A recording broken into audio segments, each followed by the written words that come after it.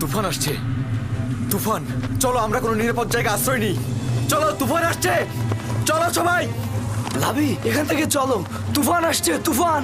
ইউসুফ, তুফান আসছে, আমরা এখন চলে যেতে বাধ্য হচ্ছি। চিন্তা করো না, আমরা আবারও আসবো। ওই কূপের পানি লবণাক্ত।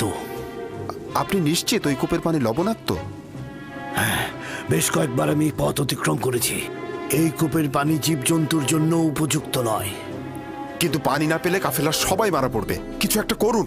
আমরা এখান থেকে কিছু পানি উত্তোলন করি, আর কেউ না হোক প্রাণীগুলো তো খেতে পারবে।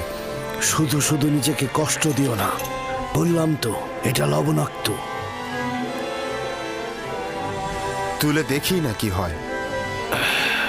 যা ইচ্ছা করো। বালতি নিয়ে এসো।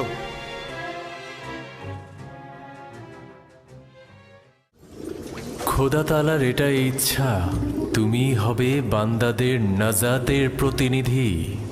এই কাফেলার সঙ্গে দূরের কোনো দেশে চলে যাবে। তাহলে আমার আব্বাজানের কি হবে? আমি তো তাকে ভালোবাসি। তিনি অবশ্যই তোমার বিচ্ছেদে ধৈর্য ধারণ করবে, এটাই পরবর্তীকারের ইচ্ছা।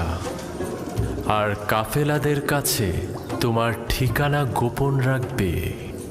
পারতপক্ষে তাদের প্রশ্নের খুব কম উত্তর দেবে।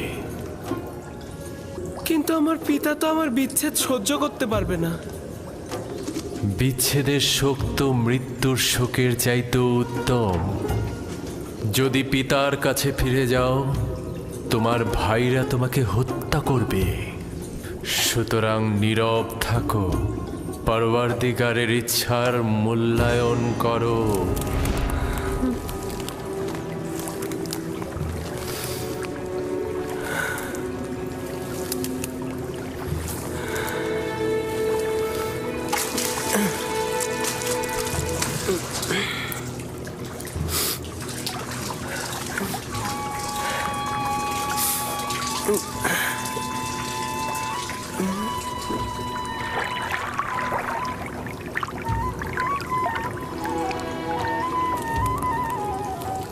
তুমি হলে বান্দাদের নাজাতের প্রতিনিধি। এই আমাকে একটু সাহায্য করো।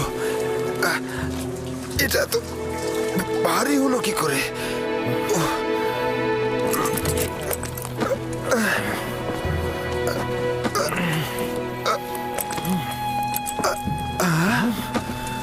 আরে আরে, এই বালতির মধ্যে এটা কি? জানাবে মালিক, তুমি কি ফেরেশতা না ইনসান? ওঠো।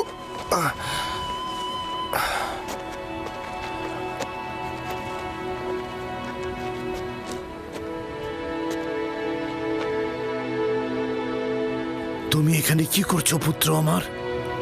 হে খোদা, এত সুদর্শন বাচ্চা আমি এর আগে কখনো দেখিনি। তুমি কূপের মধ্যে কি করছিলে? কারো জন্য অপেক্ষা করছিলে?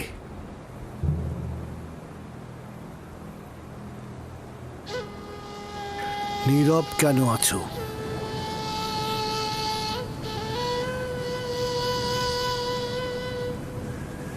আমার ভাষা বুঝতে পারছো না নাকি ভয় পেয়েছো?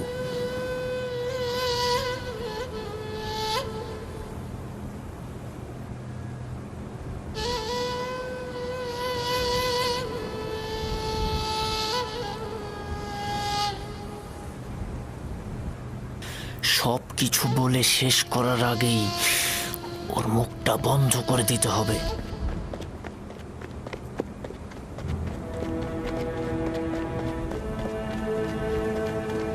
শোনো, আমিও ইব্রানী বংশের সন্তান। তুমি আমাদের দেখে ভয় পেও না বালক। ভয় পেও না পুত্র আমার, এখানে কেউ তোমাকে আঘাত করবে না। কথা বলো, তোমার নাম কি? ইউসুফ। কি আশ্চর্য, তাহলে তো তুমি কথাও বলতে পারো। হ্যাঁ, বলো তো দেখি, কোন শহরের অধিবাসী তুমি? কোন গোত্রের? কার সন্তান? আমি বলবো না। আমি চাই না তাদের কাছে ফিরে যেতে। তারা আমাকে পেলে হত্যা করবে। তার মানে তোমার আত্মীয়গণ তোমাকে হত্যা করতে চেয়েছিল, ওরাই আমাকে এই কূপে ফেলে দিয়েছিল। কিন্তু কি করা যাবে, তোমাকে তো ফিরতেই হবে। আমাকে তোমাদের সঙ্গে নিয়ে যাও। আমি বাড়িতে ফিরতে চাই না। তোমার পিতামাতার তাহলে কি হবে? না, আমি পারবো না তোমাকে নিয়ে যেতে। তাহলে আমাকে অনুমতি দাও, আমি এমন জায়গায় চলে যাই যেখানে আমাকে কেউ খুঁজে না পায়।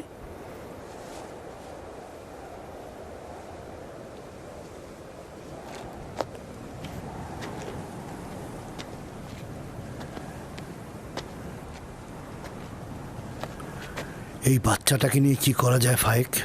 আমি চাই ওকে নিয়ে যেতে। ওর পরিবার যদি সত্যি ওকে চাইতো তাহলে কূপের মধ্যে ফেলতো। এই মাসুম চেহারা কখনো মিথ্যা বলতে পারে না। প্রকৃতপক্ষেই যদি তার জান হুমকিতে থাকে, তার জান রক্ষা করা জরুরি। ও গোলাম হিসেবেও দামি হবে। আপনি কি বুঝতে পারছেন মালিক? ওকে বিক্রি করলে কি পরিমাণ টাকা পাওয়া যাবে। আমাকে বিক্রি করে ফেলো, আমাকে গোলাম হিসাবে, দাস হিসাবে তোমরা বিক্রি করো, শুধু আমাকে এখান থেকে নিয়ে যাও। এই চেহারা দাসের নয়, তাকে নিতে হলে গোপনে নিতে হবে, কেননা তার পরিবার তাকে ছিনিয়ে নিতে পারে। যদি চাও তাহলে তোমাকে আমরা নিয়ে যেতে পারি, কিন্তু তোমাকে লুকিয়ে নিয়ে যেতে হবে, আর সেজন্য আমাদের কৌশল অবলম্বন করতে হবে। পারবে? পারবো। আমরা এখানে কোনো বাচ্চা দেখিনি, ঠিক আছে? আমরা কোনো বাচ্চা টাচ্চা দেখিনি। এই মরুভূমিতে বাচ্চা কি করে আসবে? বাচ্চা কি এখানে থাকে নাকি? পর্যাপ্ত পরিমাণ পানি নিয়ে নাও, যত দ্রুত সম্ভব রওনা দেব।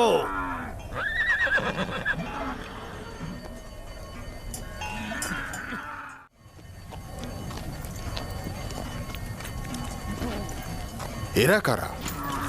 এরা দস্যু নয় তো? সবাই অস্ত্র নিয়ে প্রস্তুত হও।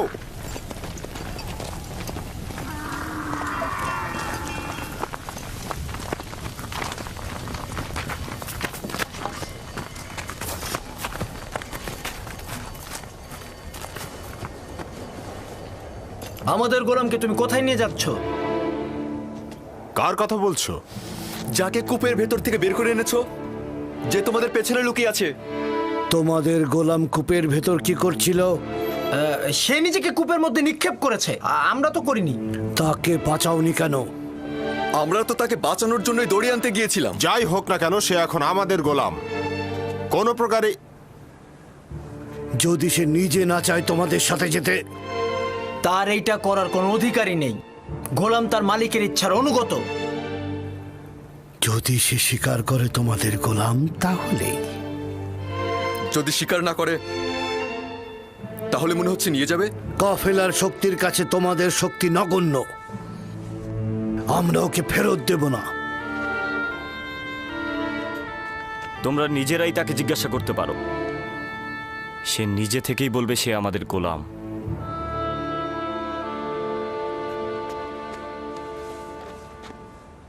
তুমি এদের ভয় পেও না, তোমার কোনো ক্ষতি করতে পারবে না এরা। শুধু বলো, তুমি কি এদের গোলাম? আমাকে মিথ্যা বলার শিক্ষা দেওয়া হয়নি।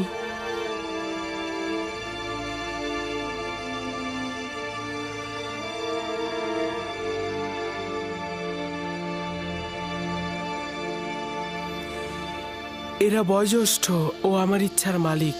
আমি তাদের কিনারায় বড় হয়েছি, তারা আমার অধিবাসী।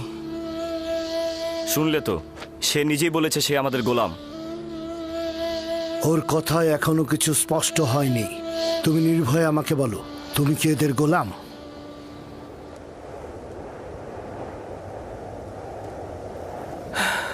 এরা বয়োজ্যেষ্ঠ ও আমার ইচ্ছার মালিক। আমি সুস্পষ্ট উত্তর এখনো পাইনি। আমি তোমাদের ইউসুফকে ফেরত নাও দিতে পারি। শক্তির প্রয়োজন হলেও তাকে নিয়ে যাব।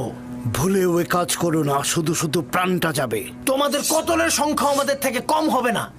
সত্যি করে বলো তো, এই পালিয়ে আসা গোলামের জন্য তোমরা কতটা কতল হবে আর কতটা কতল করবে? থামো সামুন। যদি হাত দ্বারাই গিট খোলা যায় তবে দাঁত কেন? ইউসুফকে মারার স্বপ্ন দেখছো? তোমাদের এই জোরাজোরির পেছনে যে কারণটা আছে সেটা আমি ভালো করে বুঝতে পারছি। যদি চাও তবে এখানেই সবকিছু ফাঁস করে দেব, আর নইলে কাফেলার সঙ্গে ওকে যেতে দাও। আপাতত বিজয়ের পতাকা তোর হাতে, কিন্তু সব সময় তোর সাথে আমার একটা হিসাব হবে।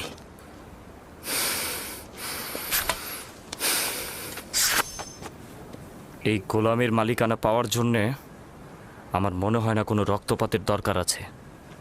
ইউসুফের মালিক হব কি হব না সেটা পরের ব্যাপার, আপাতত এটা বাদ দিচ্ছি। তুমি কি তোমার মালিকদের সঙ্গে যেতে চাও?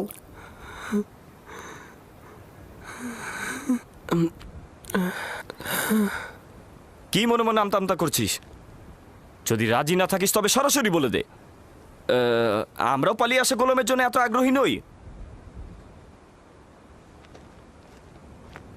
আমরা ওকে বিক্রি করে দিতে চাই। আপনারা কি ওকে কিনতে চান? হঠাৎ এই সিদ্ধান্ত গ্রহণের কারণ জানতে পারি? কিছুটা তো কারণ আছেই। আমরা ওর পিছনে ঘুরতে ঘুরতে ক্লান্ত হয়ে গেছি, সেজন্য। ওর মূল্য কত চাও? 1000 দেরহাম। যদিও এর চেয়ে সে বেশি মূল্যবান, কারণ সে সুদর্শন ও বুদ্ধিমান। 1000 দিরহাম? তা ওই পালিয়ে আসা ভবঘুরে গোলামের জন্যে? না, আমি এত টাকা প্রদান করতে পারবো না। নেই তাই দিতে পারবো না। যা ছিল সব ব্যবসায়িক জিনিসপত্র কিনে শেষ করে ফেলেছি। ইউসুফকে দূরে পাঠানো আমাদের লক্ষ্য, ব্যবসা নয়। কি সমস্যা? চুপ থাক। কেন আমরা আমাদের লাভ ছাড়বো? হয় ব্যবসায়ীদের কাছে যা আছে তা নিয়ে নাও, নয়তো আব্বাজানের কাছে ইউসুফকে নিয়ে চলো। এবার সিদ্ধান্ত তোমার ওপর। কত দেরহাম আছে?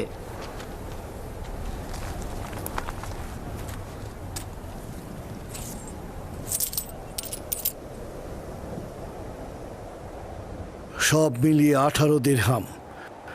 জানি ইউসুফের জন্য এটা পর্যাপ্ত নয়। আমাদের এত ইউসুফকে বেশি দামে বিক্রি করার লোভ নেই। হ্যাঁ, ও তো অনেক সস্তা। দুনিয়াতে ওর কোনো মূল্যই নেই। এমনকি আমাদের ভেড়াগুলোর যে মূল্য আছে সেটাও ওর নেই।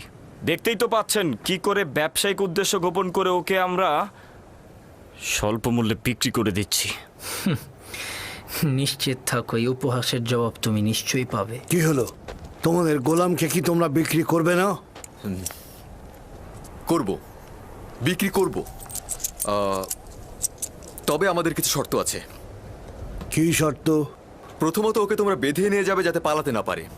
আর দ্বিতীয়ত, ওকে দূরের কোনো দেশে নিয়ে যাবে যাতে সে কোনোদিন আর ফেরত আসতে না পারে।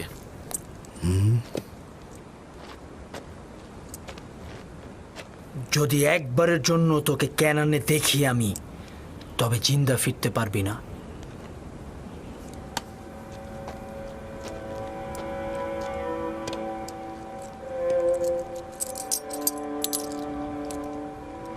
আমি যে কিনলাম তার সনদ লাগবে, নইলে এই গোলামকে আমি কোথাও বেচতে পারবো না। আচ্ছা, ঠিক আছে। ফালেক, চামড়া ও জওহার নিয়ে এসো।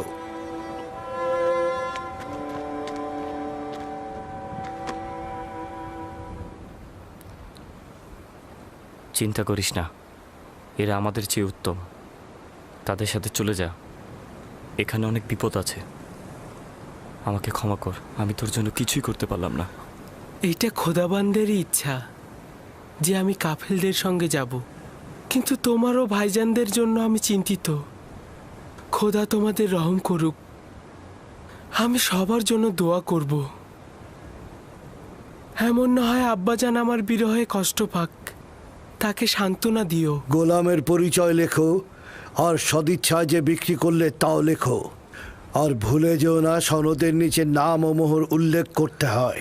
লাবি, বেনিয়ামিনের প্রতি যত্ন নিও। তোকে একটু আদর দিতে ইচ্ছে করছে, কিন্তু এরা তো আমাকে সন্দেহ করবে। নিজের দিকে খেয়াল রাখিস। খোদাবান তোর পাশে সব সময় আছে, নিজেকে তার উপর ছেড়ে দে। সে অতীতের ন্যায় তোকে সবসময় হেফাজত করবে।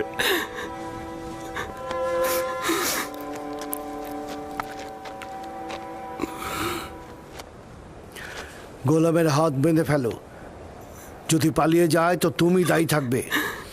সনদটি সিন্ধুকের মধ্যে রাখো, আমরা এখনই রওনা হব।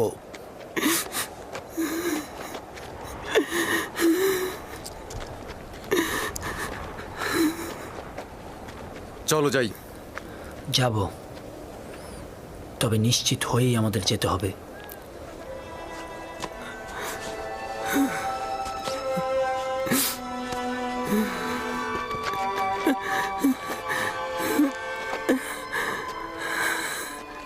রওনা করো, চলো যাই।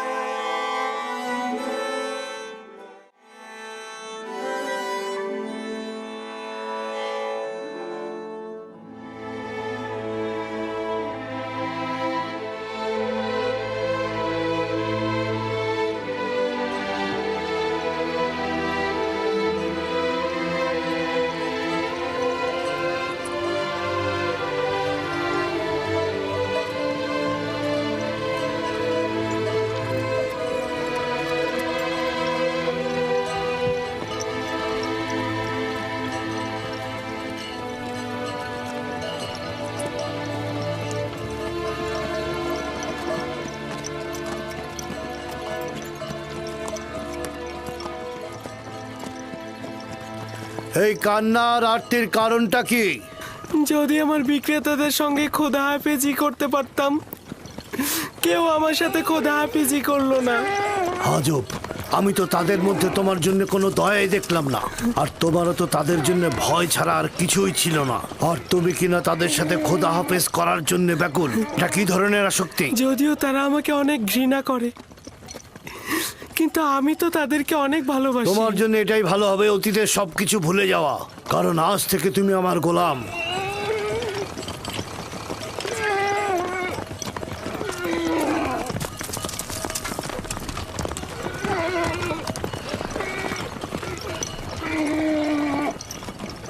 গোলামের বিক্রেতারা আমাদের অনুসরণ করছে না তো? জানি না কি ছলচাতুরি তার সঙ্গে করা হলো।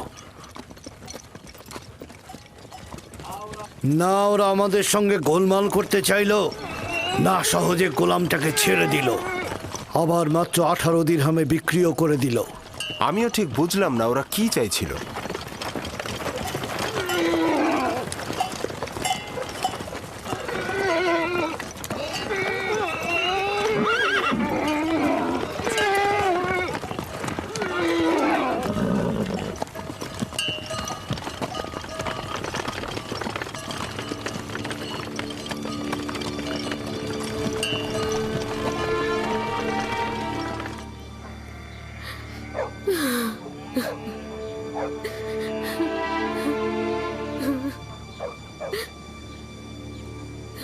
অনুভব করছি ইউসুফের অবস্থা ভালো নয়।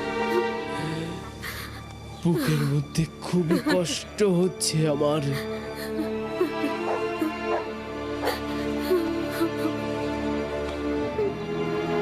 আরেকটা দিন শেষ হতে চলল।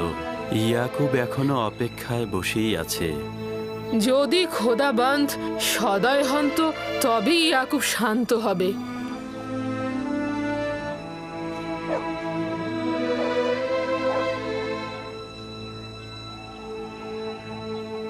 মনে হচ্ছে এই ঘটনার জন্য আমিই দায়ী। খোদাবন্দ আমাদের ক্ষমা করুক। আমি শুধু চেয়েছিলাম ইউসুফ যেন নেতৃত্ব না পায়, ও কতল হোক এটা আমি চাইনি। ইয়াকুব নবী বিশ্বাস করছে না, কিন্তু ইউসুফ তো কতল হয়েছে।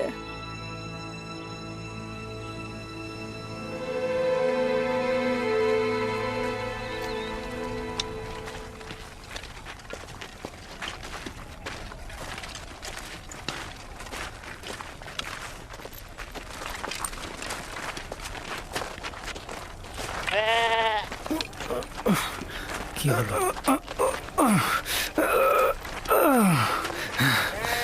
কি হয়েছে? হ্যাঁ,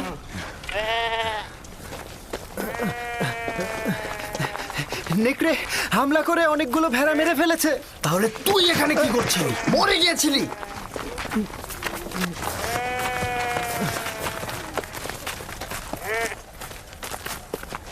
নেকড়ের সংখ্যা অনেক ছিল আর আমি সেখানে একা ছিলাম।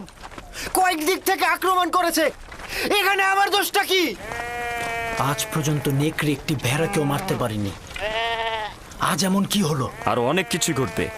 এখন থেকে আরো অনেক বালা মুসিবতের জন্য অপেক্ষা করো। একে একে আরো অনেক বাধার সম্মুখীন হব আমরা। এটা তো মাত্র শুরু, আরো কত বাকি আছে। নেকড়েগুলো যে আমাদের হামলা করেনি এটাই তো অনেক। আমি তোর কথা সহ্য করতে করতে ক্লান্ত হয়ে গেছি।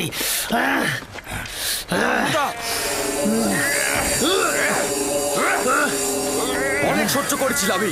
ইয়াহুদা ওকে মার। শামুন!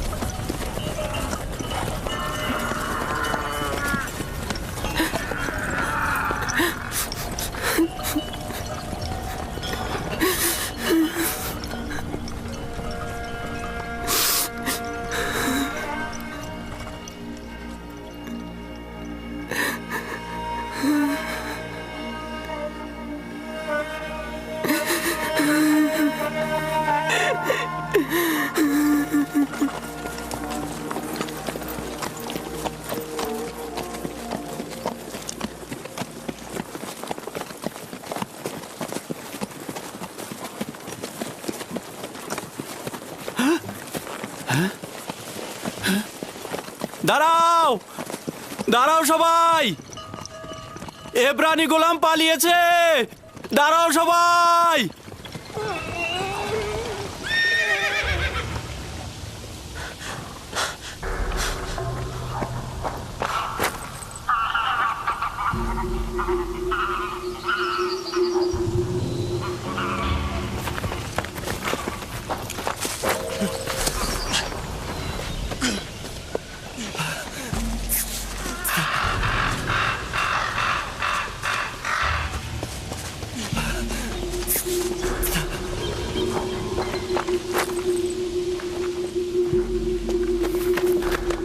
ইউসুফকে দেখেছো? ওই যে ওই বাচ্চাটার কথা বলছি। আমি তো দেখিনি ওকে। কখন নিয়ে আসলে? সঙ্গে করে এনেছিলাম, এখন দেখি ও নেই। তার সাথে তোমার কি কাজ? ফালেক ওকে আমার কাছে অর্পণ করেছিল, এখন যদি হারিয়ে যায় আমাকে কঠিন শাস্তি দেবে।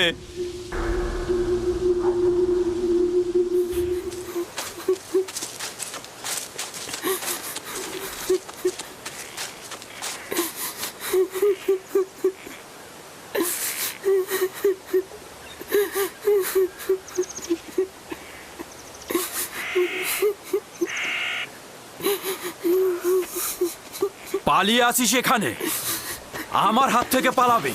ওঠ, এত বড় সাহস!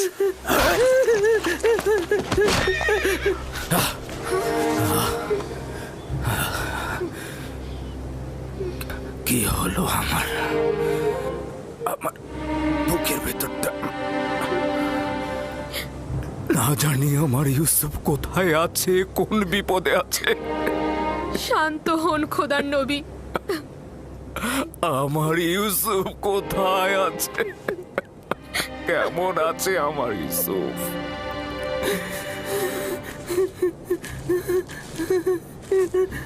এখন দেখি তুই কি করে পালিয়ে যাস। আমার সবচেয়ে বড় ভুল হয়েছে তোর পা দুটো না বাঁধা। পা বাঁধলে আর তুই পালাতে পারতি না। এখন তোর পা দুটো আমি ভেঙে ফেলবো।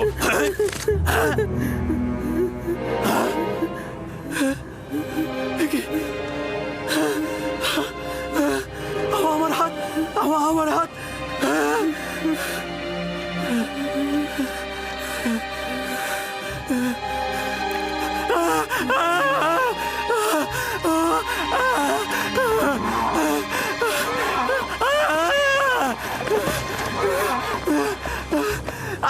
কি হয়েছে তোমার? দেখি দেখি কিভাবে এমন হলো। আমি জানি না কি করে হলো, আমি কিছুই বুঝতে পারছি না। এমনি এমনি তো আর এরকম হওয়ার কথা নয়। ভারী কিছু তুলেছিলে নাকি পাথরে আঘাত করেছিলে? কিভাবে ব্যথা পেলে বলো? কাফেলার পেছনে এসে দেখলাম ওই গোলামটি নেই, তারপরে তাকে খুঁজতে গেলাম, আর তারপরে দেখি ও কবরের পাশে লুকিয়ে লুকিয়ে। ও খুব ব্যথা। আমি রেগে গিয়ে তাকে একবার আঘাত করতে গিয়ে আমার হাতের এই অবস্থা হলো। ওকে আঘাত করার পর এরকম হয়েছে? এত ছোট বাচ্চার কি ক্ষমতা রয়েছে তোমার আঘাত নেবার? চিন্তা করলে না তার কথা তোমার উপর প্রতিশোধ নিতে পারে? ছোট লোক কথা বল। আমরা তো তাকে বিক্রয় করার জন্য নিয়ে যাচ্ছি। এইরকম আঘাত থাকলে আমরা তো কোনো মূল্যই পাবো না। পালিয়েছিলে কেন? আমি পালাইনি, আমার আম্মাজানের মাজার এটা, খোদা হাফেজি করছিলাম।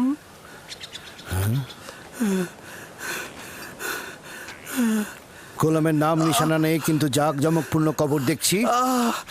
গোলামের মায়ের কবর তো এরকম হতে পারে না। তুমি কে বলো তো?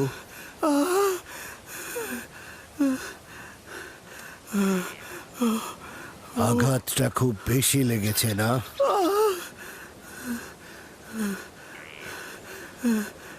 তুমি কি জানো তুমি পালিয়ে গেলে ওর উপর কি ঝড়টাই না যেত? ও আসলে খারাপ মানুষ নয়, আমার শাস্তির ভয় আসলে এরকম করেছে।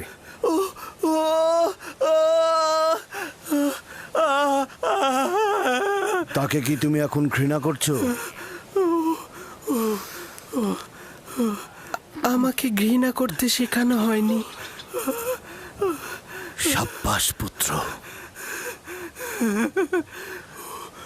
যদি তাকে তুমি ক্ষমা করো তাহলে আমি তোমার বাঁধন খুলে দেব। আমাকে আর আঘাত করবে না তো?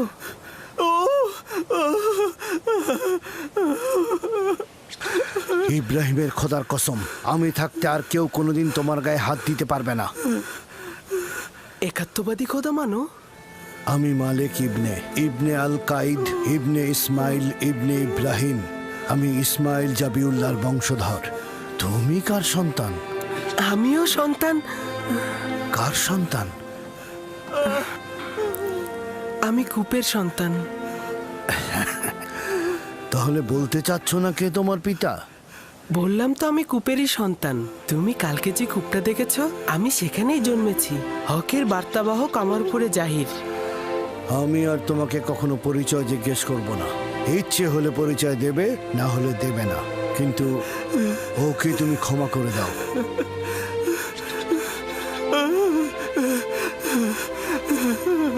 আমি অনেক আগেই তাকে ক্ষমা করে দিয়েছি। সাবাস পুত্র আমার, মায়ের কাছ থেকে বিদায় নাও, আমরা রওনা দেব।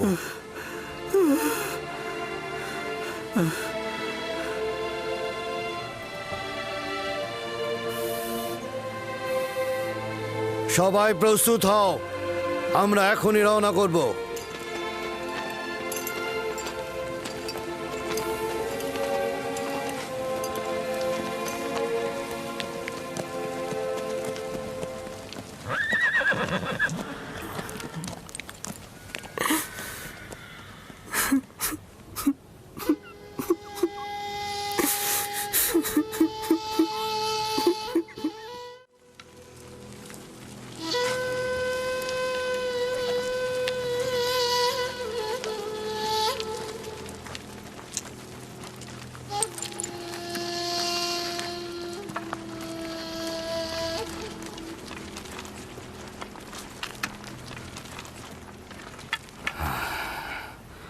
ইউসুফের কোনো খোঁজ পেয়েছো? তার মানে কি ও হারিয়ে গেছে? আপনারা কেন জখম হয়েছেন? এখন থেকে বনি ইসরায়েলেরা না কোনো বরকত কল্যাণ দেখবে, না তাদের জীবনে কোনো সুসংবাদ আসবে। ইউসুফকে যে নেকড়েরা হামলা করেনি তা আমি ভালো করে বুঝতে পারছি। তোমরা জানো ইউসুফ কোথায়।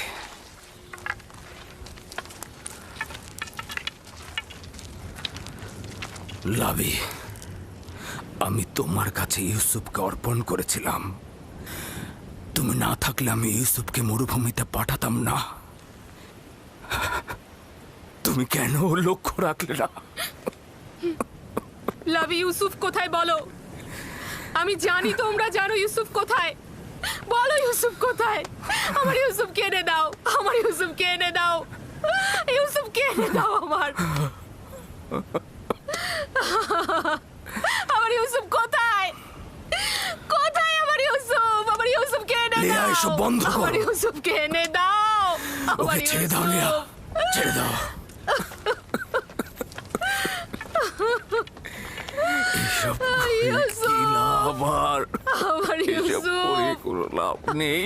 ছেলেটার কিছু বিষয় আমার অদ্ভুত লেগেছে, জানি না তোমরা লক্ষ্য করেছো কিনা। তুফানে পথ হারিয়ে না ফেললে আমরা কিন্তু এ পথে আসতাম না, আর ঘোড়াগুলো যদি কূপের কাছে থেমে না যেত আমরাও থামতাম না, আর যদি তৃষ্ণার্ত না হতাম তাহলে পানীয় উত্তোলন করতাম না।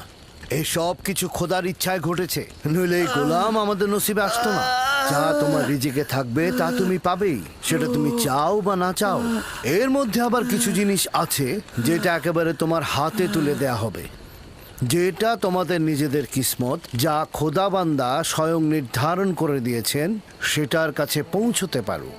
খোদা তাআলার অশেষ রহমতে এই সফরে এই গোলাম আমাদের নসিবে ছিল।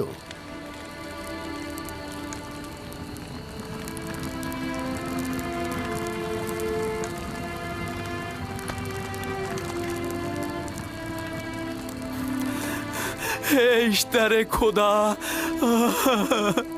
আমাকে নাজাত দাও। হে ইশতারে খোদা, আমাকে নাজাত দাও। হে ইশতারে খোদা, আমাকে নাজাত দাও। আমি আর পারছি না, নাজাত দাও।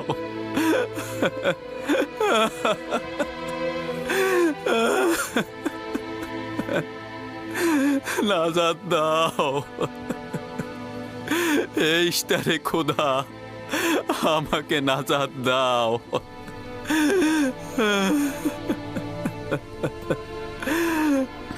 হে মহান ইশতার, নাজাত দাও, আমাকে নাজাত দাও। এই ব্যথা আমাকে কতল করে দিচ্ছে, আমাকে নাজাত দাও। ইশতারে খোদা, এই ব্যথা থেকে মুক্তি দাও।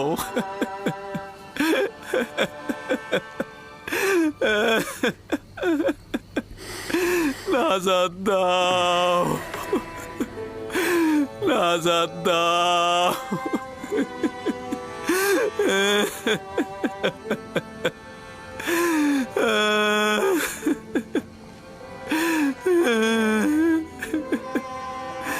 আমাকে এই ব্যথা আমাকে কতল করে দিচ্ছে, আমাকে মুক্তি দাও, মুক্তি দাও।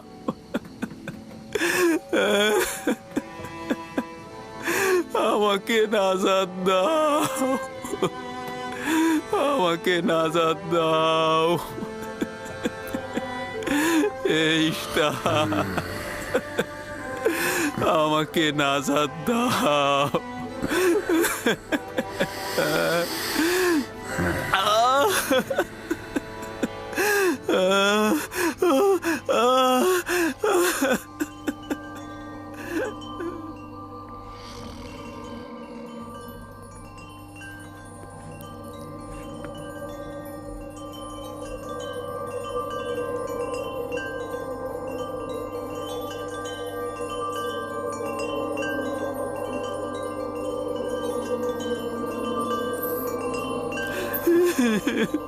আমাকে মুক্তি দাও, এই ব্যথা থেকে মুক্তি দাও।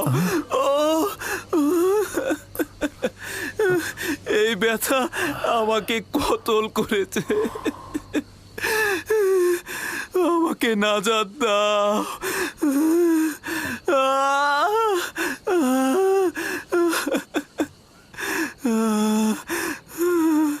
আমাকে নাজাত দাও।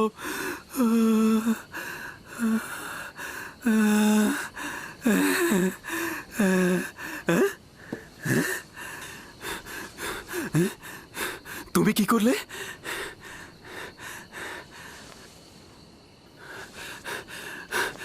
তোমার হাতগুলো আমাকে সাফা প্রদান করেছে। আমি তো কিছুই করিনি, সবাই তো এটাই করে।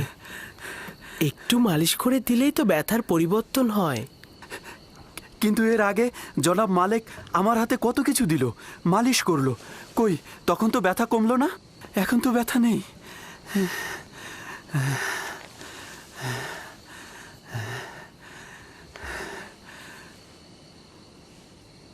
আসমানের দিকে তাকিয়েছিলে, তুমি কি তারকা পূজারী?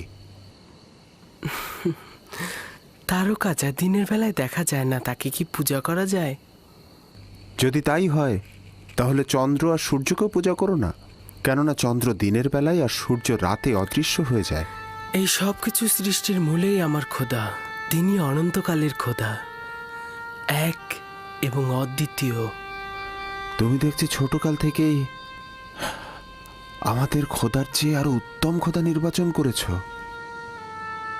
তোমার খোদা এমনই, যিনি তোমাকে ভালোবাসেন, আবার তোমার দোয়াও কবুল করে নেন। আর এটাও নাকি মাবুদ? কত কষ্ট সহ্য করলাম, এত আহাজারি করলাম, কিন্তু কিছুই করতে পারলো না। তুমি আমার ব্যথা লাঘব করেছো, আমি তোমার কাছে কৃতজ্ঞ।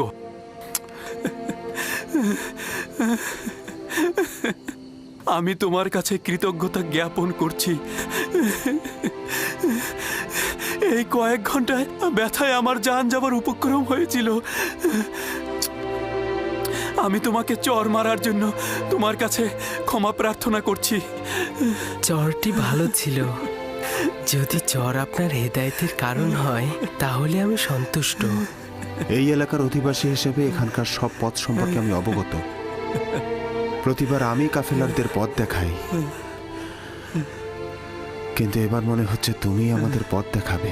হেদায়েত তার হাতে, তিনি যাকে চাইবে হেদায়েত করবে, যাকে চাইবে না হেদায়েত করবে না, তাকে অন্ধকারে ডুবিয়ে রাখবে।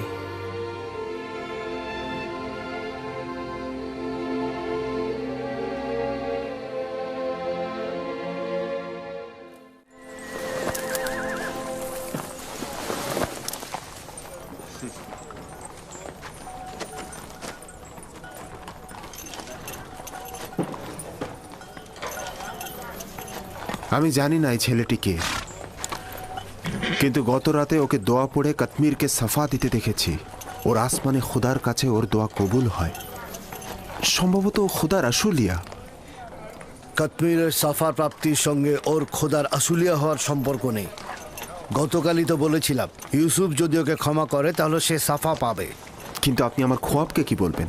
আমি খোয়াবে দেখেছি ও যেদিক দিয়ে যাচ্ছে সেদিকে সবুজ গাছে ভরে যাচ্ছে। খোয়াব তো কোনো মানদণ্ড হতে পারে না।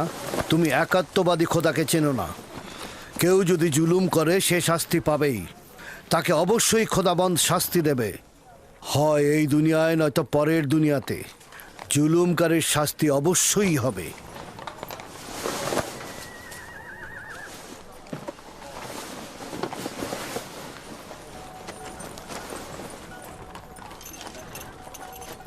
এই অঞ্চলটি সবুজ ও আনন্দময় ছিল, কিন্তু এবছর অনাবৃষ্টিতে আমাদের ফসলগুলো সব ঝুঁকির মুখে। আমি এই অঞ্চলের বাসিন্দা। যদি বৃষ্টি না হয় তাহলে দুর্ভিক্ষে সব শেষ হয়ে যাবে।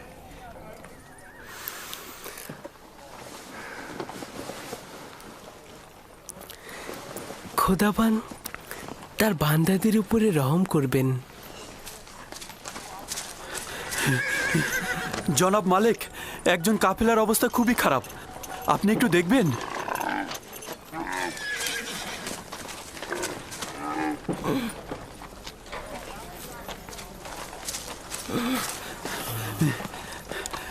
জনাব মালিক, উনি আগে থেকে বিমার ছিলেন, কিন্তু আজকে খুবই খারাপ অবস্থা। তার অবস্থা তো সত্যিই অনেক খারাপ।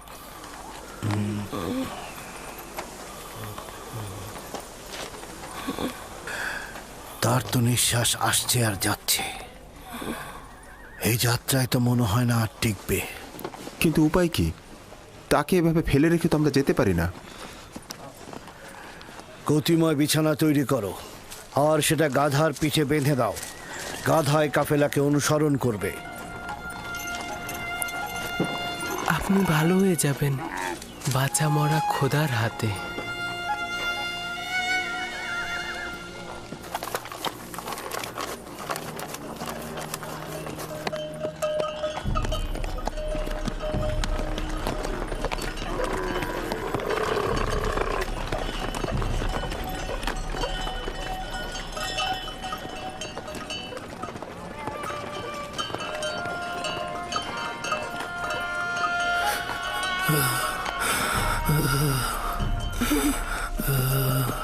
প্রিয় পুত্র আমার, আমার আর সময় বেশি নেই।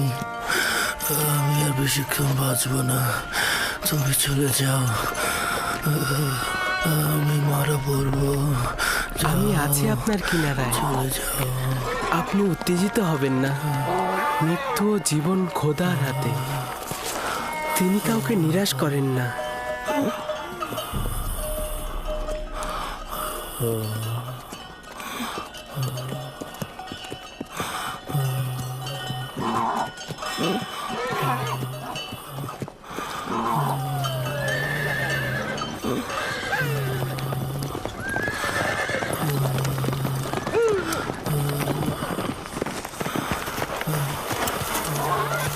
তুমি রোগীর সঙ্গে সঙ্গে কেন হাঁটছো? আমিও নিষেধ করেছি, কিন্তু আমার কথা শুনছিই না। আমি তাকে একা রেখে যেতে পারবো না। আপনি অনুমতি দিন, আমি তার সঙ্গে থাকবো। তার বিমারি কঠিন পর্যায়ে গিয়েছে, এখানে তো তোমার কিছু করার নেই। খোদাবান সাহায্যকারীদের ভালোবাসে, আপনি চিন্তিত হবেন না। লক্ষ্য রেখো ওর দিকে।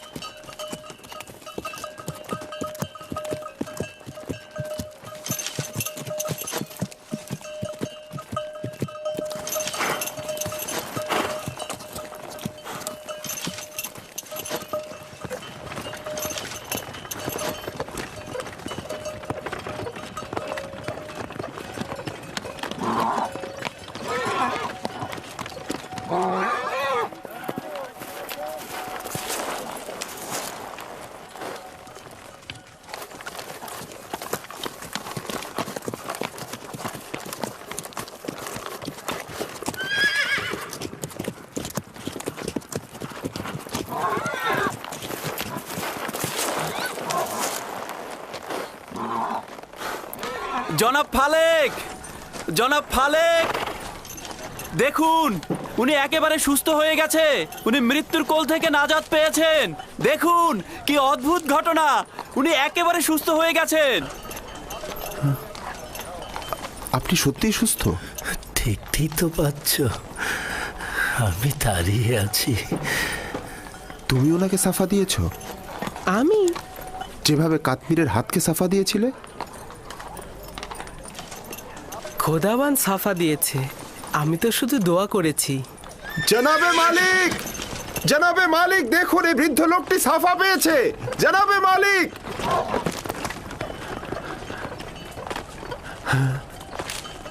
আচ্ছা তুমি এই বিমার লোকটির সাথে থাকার জন্য কেন জোরাজুরি করছিলে?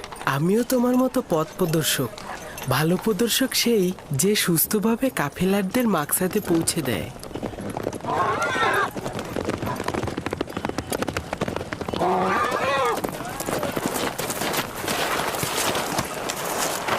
ব্যাপার কি, সবাই থেমে গেলে কেন? ইউসুফ আমাকে বলল এই গতিময় বিছানা থেকে নেমে এসো। আমি নেমে আসলাম। তুমি তো দেখতেই পাচ্ছ আমি এখন সম্পূর্ণ সুস্থ।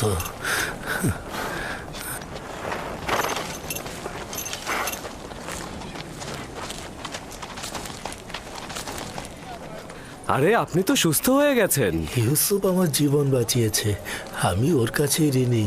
ও যদি আমার সেবা যত্ন না করতো নিঃসন্দেহে আমি এতক্ষণে মারা পড়তাম। আমি তো শুধুমাত্র আপনাকে সামান্য যত্ন করেছি, এইটা তেমন কিছু নয়। উনি তো একেবারে মৃত্যু সজ্জায় ছিলেন, ওনার বাঁচার কোনো আশাই ছিল না। আমি জানি না তোমার খোদা কেমন খোদা, শুধু এইটুকু জানি তিনি অনেক শক্তিশালী আর তোমাকে অনেক ভালোবাসেন। তুমি আমার জন্য দোয়া করলে আর তোমার দোয়াতেই আমি ভালো হয়ে গেলাম। তোমার খোদা তোমার দোয়া কবুল করে আমাকে সুস্থ করে দিলেন।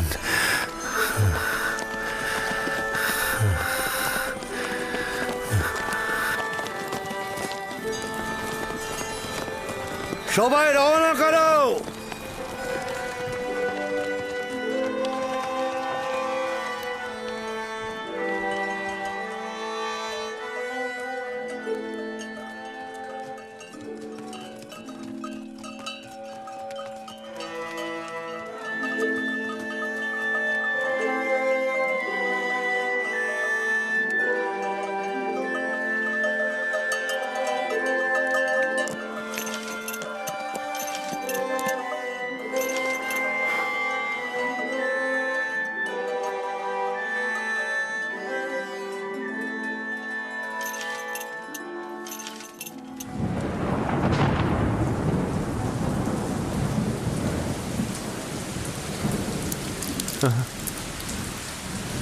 এই বৃষ্টি নিশ্চয়ই ইউসুফের ওসিলাই হচ্ছে।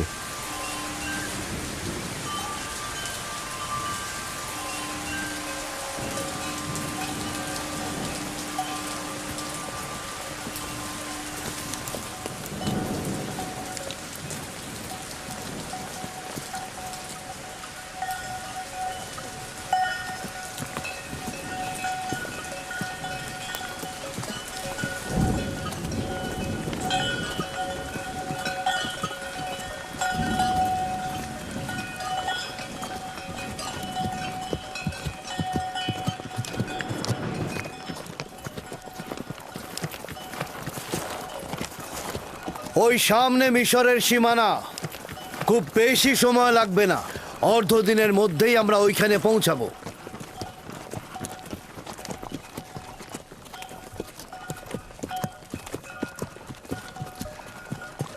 এখন পর্যন্ত যে আসলাম সীমান্ত রক্ষিত দেখিনি। কেনান, হেজাজ সহ এই সকল এলাকায় গোত্রভিত্তিক প্রশাসন ব্যবস্থা রয়েছে। এদের আয়তন এবং সীমানা সুনির্দিষ্ট নয়, কিন্তু মিশর প্রাচীন সভ্যতার অধিকারী এবং সুশৃঙ্খল সামরিক বাহিনীর অধিকারীও বটে। তবে সীমান্তের অধিকাংশ জায়গাতেই এদের প্রহরী রয়েছে। মিশরের ফেরাউন পৃথিবীর সর্বাপেক্ষা শক্তিশালী শাসক।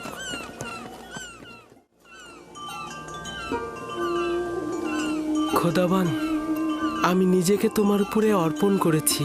এখানে তুমি ছাড়া আমার আর কেউ নেই।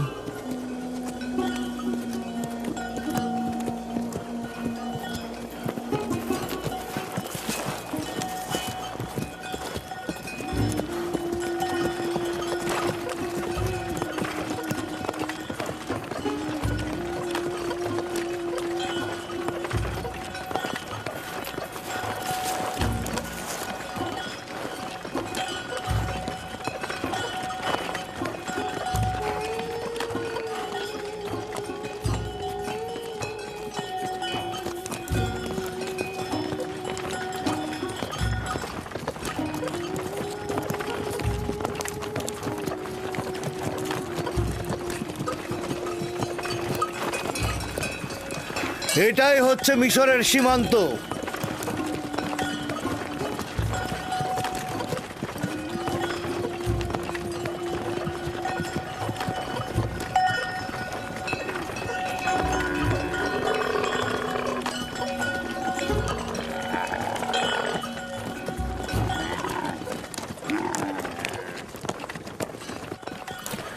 জানি না কোথায় যাচ্ছি। এই অজানা গন্তব্যে খোদা তাআলা তুমি আমার সহায়।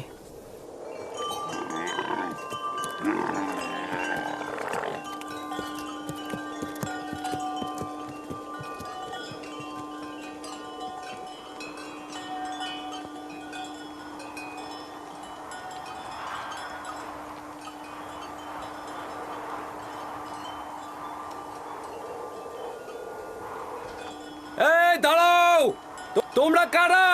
কোথা থেকে এসেছো? মালিক ইবনে জার, বাবেল থেকে।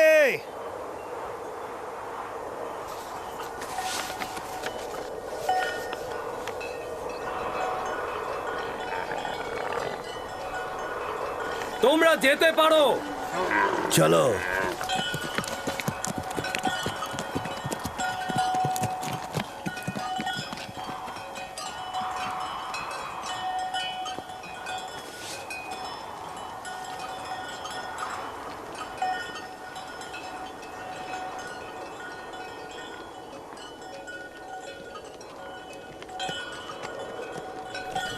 ওরা কি আপনাকে চেনে? হ্যাঁ, চিনবে না কেন? আমরা অনেক বছর ধরেই মিশরে ব্যবসার কাজে যাই। মিশর অনেক প্রাচীন আর সুসভ্য দেশ। শাম আর ক্যাননের সাথে মিশরের পার্থক্য অনেক। আজব ধরনের পোশাক পরেছিলেন, তাই না? হ্যাঁ, ওদের মাথার মুকুটটা একদম গোখরো সাপের মতো। এটা সর্পের ভূমি বলে প্রসিদ্ধ। মিশরবাসীদের ধারণা যে একটা আজদাহা সাপ এই ভূমিকে রক্ষা করে চলেছে।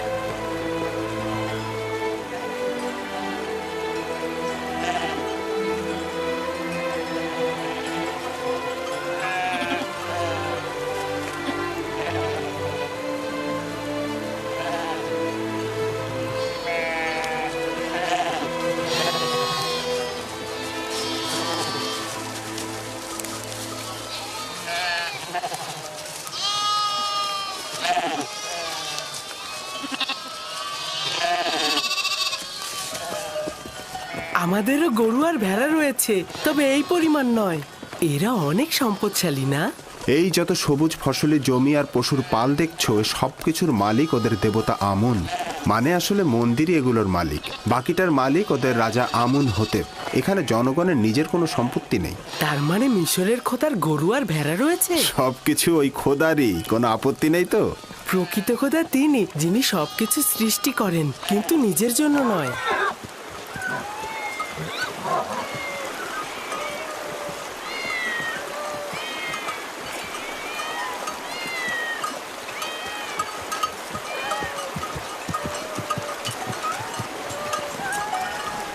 এই বিড়ালগুলো এখানে কি করছে? এই শহরের লোকদের খোদা হলো বিড়াল। এটাই এই শহরের মন্দির, শহরের ঠিক মুখে। এই শহরের মানুষ বিড়াল খুব ভালোবাসে।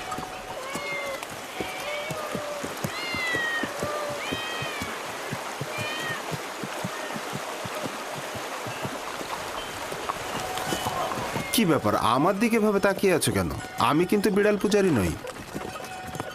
আর অন্য সবার খোদা তোমার খোদার মতন ত্রুটিহীন আর অতুলনীয় নয়। জনাবে মালিক, এই শহরের খোদা হচ্ছে বিড়াল, তারা আবার খাবারও খায়। খুব বেশি অবাক হয়েও না, এই অঞ্চলের খোদারা জীব জন্তু চারণভূমি এমনকি স্ত্রী সন্তানেরও মালিক।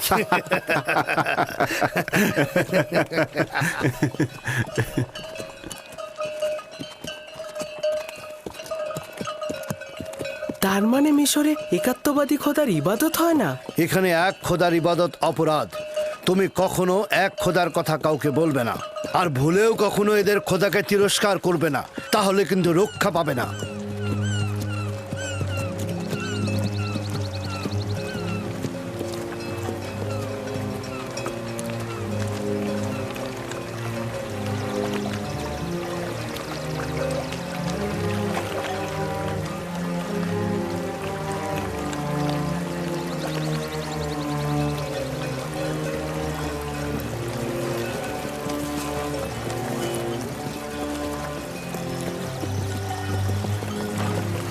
কত বড় নদী!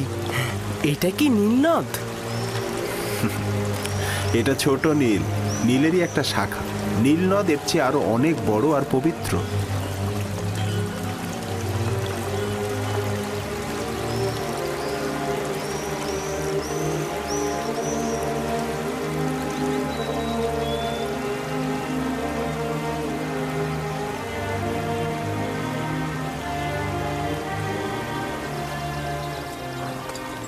কেন পবিত্র?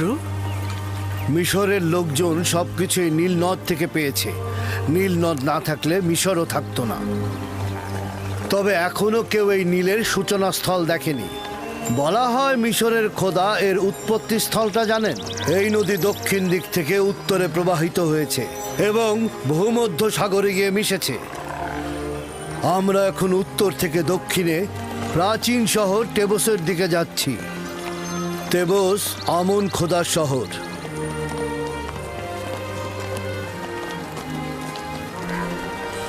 নীলের ওই পাশটা পশ্চিমে মৃত ব্যক্তিদের দুনিয়া।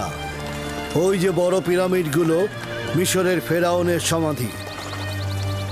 এটাকে মমফিস বলা হয়। এই জায়গা থেকে নীল নদ বিভিন্ন শাখা প্রশাখায় বিভক্ত হয়েছে।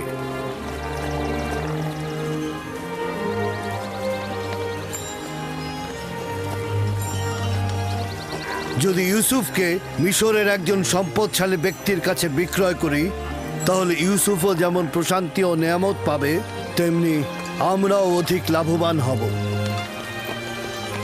আফসোস, যদি ইউসুফকে বিক্রি না করা লাগতো। সেটা সম্ভব নয়।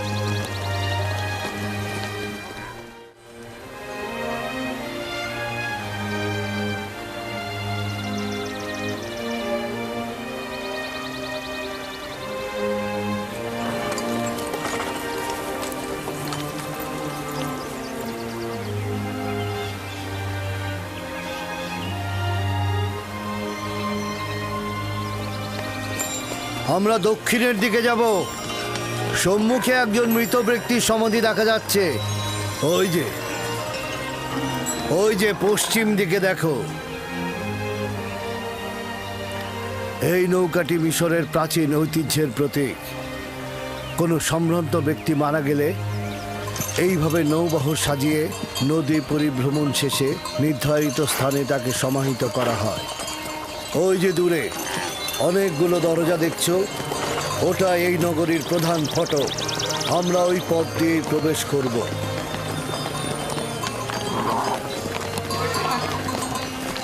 এই হলো 100 দরজা বিশিষ্ট তেবস শহর। 100 দরজা? আসলে দরজা 10টার বেশি নেই, কিন্তু মুসাফিরগণ এই শহরকে তাদের নিজেদের চোখে দেখে। তারা তাদের শহরে ফিরে এই 10 দরজাকে 100 দরজা বানিয়ে বলে।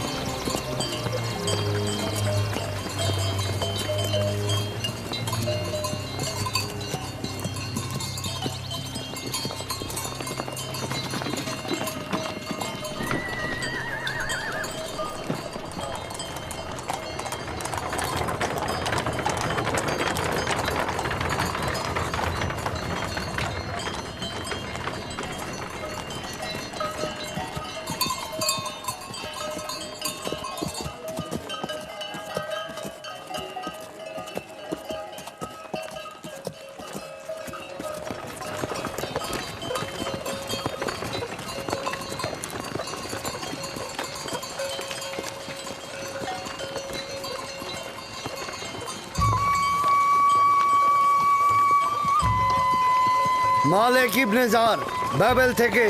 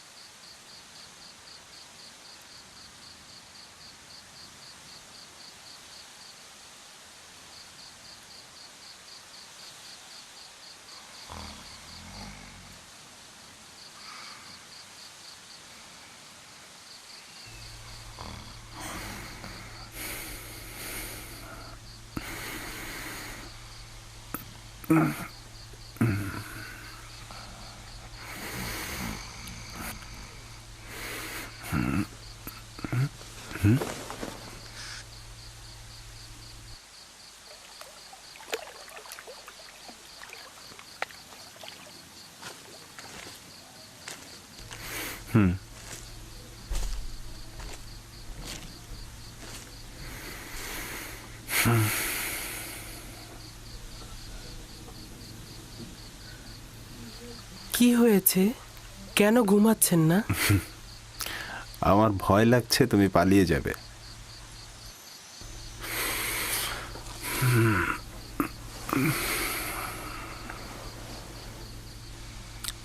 আসলে তুমি কে? তুমি খুব সাধারণ কেউ না। আমি তো পূর্বেও এর উত্তর দিয়েছি।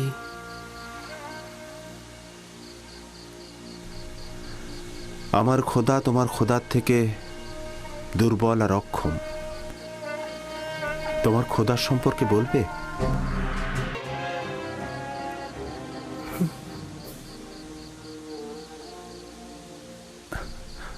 তোমার খোদা হাজির, তোমার খোদা নাজির। আমি সবখানে তার অনুগ্রহ দেখেছি। কত সহজেই তুমি তার সাথে সম্পর্ক স্থাপন করো। সে তোমার ডাকে সাড়া দেয়, তোমার দোয়া কবুল করে। তোমার অন্য ইনসানের সাথে কুদরতের পার্থক্য রয়েছে। তুমি কে? খোদা ভালো কাজে সাড়া দেয়, সহযোগিতা করে। তোমার এই খোদাটা কে যে সব জায়গায় তোমার সহযোগী? তুমি তো এতক্ষণ তার বর্ণনায় দিলে। তার প্রতি আমি ঈমান আনতে চাই। তুমি ঈমান এনেছো, তার প্রতি তো তোমার ঈমান রয়েছে। আমার ঈমান রয়েছে?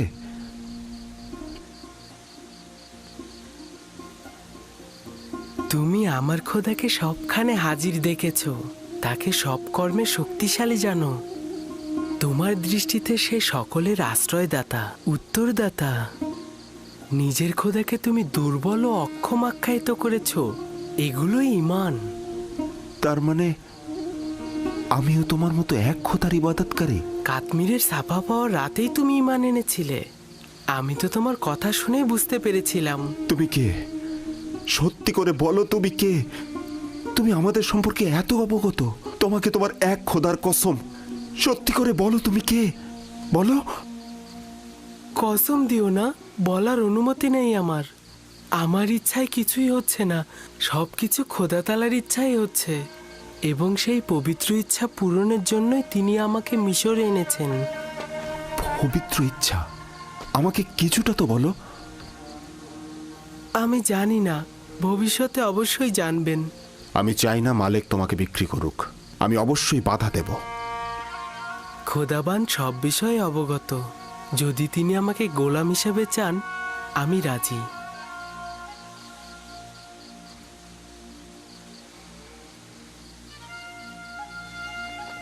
খোদাবান সকলকে ভালোবাসেন, সকলের দিকে লক্ষ্য রাখেন। এখনো বলবে না তোমার পিতার নাম? আপনাকে বলেছি তো, আমি কূপের সন্তান। যে কূপ থেকে তোমাকে বের করেছি? ঠিক আছে, বলো না। একদিন তো অবশ্যই জানতে পারবো।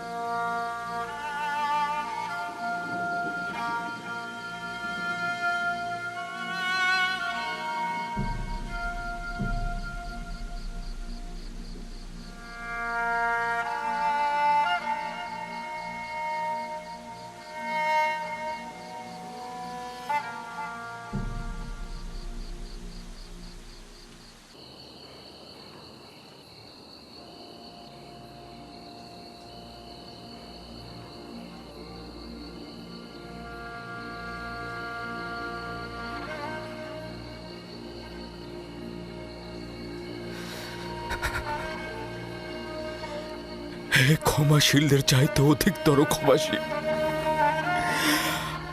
আমাকে যে হাদিয়া প্রদান করেছিলে তা ফিরিয়ে নিলে কেন?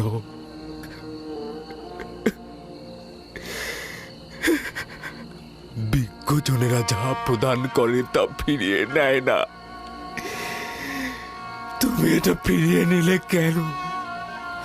আমার ইউসুফকে তুমি ফিরিয়ে দাও। হে খোদা, আমার ইউসুফকে ফিরিয়ে দাও।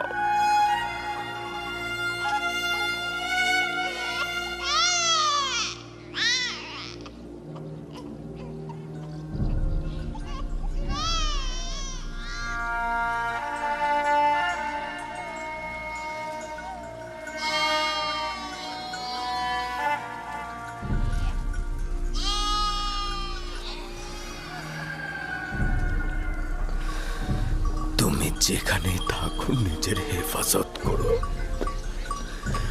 আমার বিশ্বাস তুমি এখনো জীবিত আছো।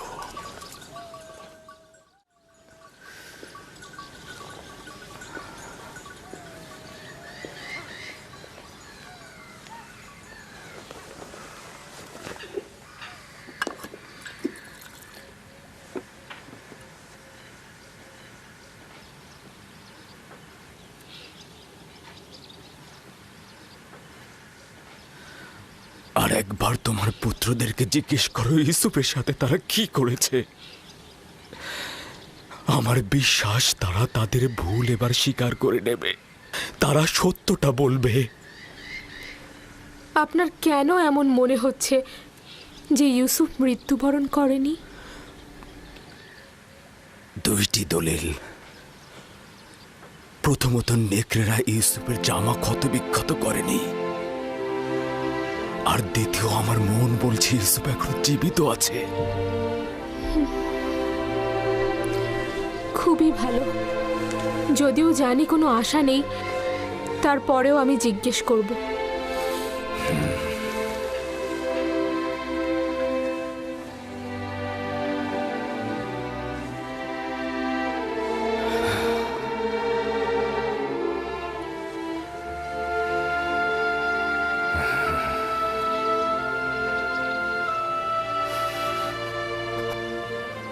আমি চাই তারা তাদের ভুল স্বীকার করে তওবা করুক। সম্ভবত খোদা তারা তাদের গুনাহ মাফ করে দেবে। নিজের চোখে দেখিনি, কিন্তু সবকিছু দেখে আমাদের মনে হয়েছে ইউসুফকে নেকড়েরাই খেয়েছে। আর এটা কতবার বলবো? যদি দরকার হয় তাহলে 1000 বার বলবে তুমি। তুমি যদি ছোট থাকতে তাহলে মিথ্যে বলার জন্য তোমাকে চাবুক পেটা করতাম। যদি নেকড়েরা ইউসুফকে ছিন্ন ভিন্ন করে থাকে তাহলে তার পিরান কি করে ঠিক থাকলো? আরে বাবা, তা আমরা কি করে বলবো? আমরাও তো বুঝতে পারছি না এটা কি করে ঘটলো। তোমাদের সবাইকে অভিশাপ দিচ্ছি, তোমরা সবাই মিথ্যে বলছো। নেকড়েরা ইউসুফকে কিচ্ছু করেনি।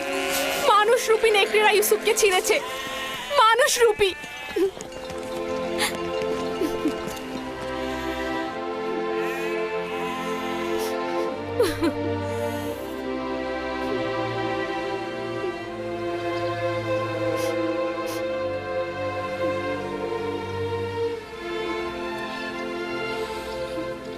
আমি জানি ওরা আবারও বলেছে নেকড়ে ইউসুফকে খেয়ে ফেলেছে। আশা করি খুব দেরি হবার পূর্বেই ওরা ভুল স্বীকার করবে। 110 কেউ আছে? 250। 250। আমি 300 দেব। 300। আর কেউ আছে? আর কেউ? 300। আর কেউ আছে?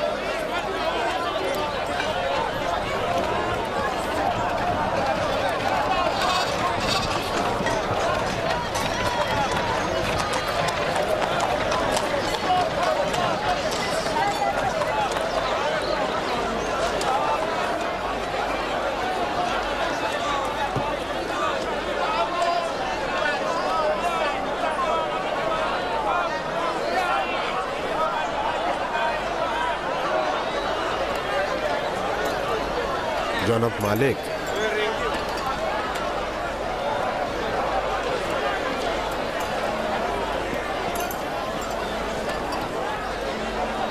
ওকে বিক্রি করবেন না।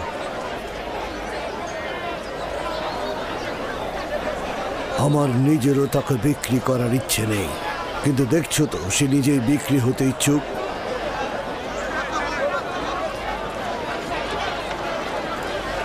এই গোলামটার মূল্য কত? আমি দাস বিক্রি জানি না, কিন্তু এটা জানি যে সে খুবই সুদর্শন এবং মেধাবী। সে শিক্ষিত, সেই জন্য তার মূল্য অনেক উচ্চতর হয়েছে। আমি তাকে সস্তায় বিক্রি করব না। সে কিন্তু মন্দিরের জন্য খুব ভালো খেদমতকার হবে। এরকম সৌম্য চেহারার খেদমতকার হলে সবাই কিন্তু আকৃষ্ট হবে। ওকে আমাদের খরিদ করতেই হবে। 50 থেকে শুরু করি, কি বলেন? 50 দেবন দেব, বিক্রি করবে? তার মূল্যের চাইতে অনেক বেশি জনাব। 100 দেবন দেব। এর থেকেও বেশি প্রাপ্য। বেশি দেবার প্রস্তাব কারো আছে?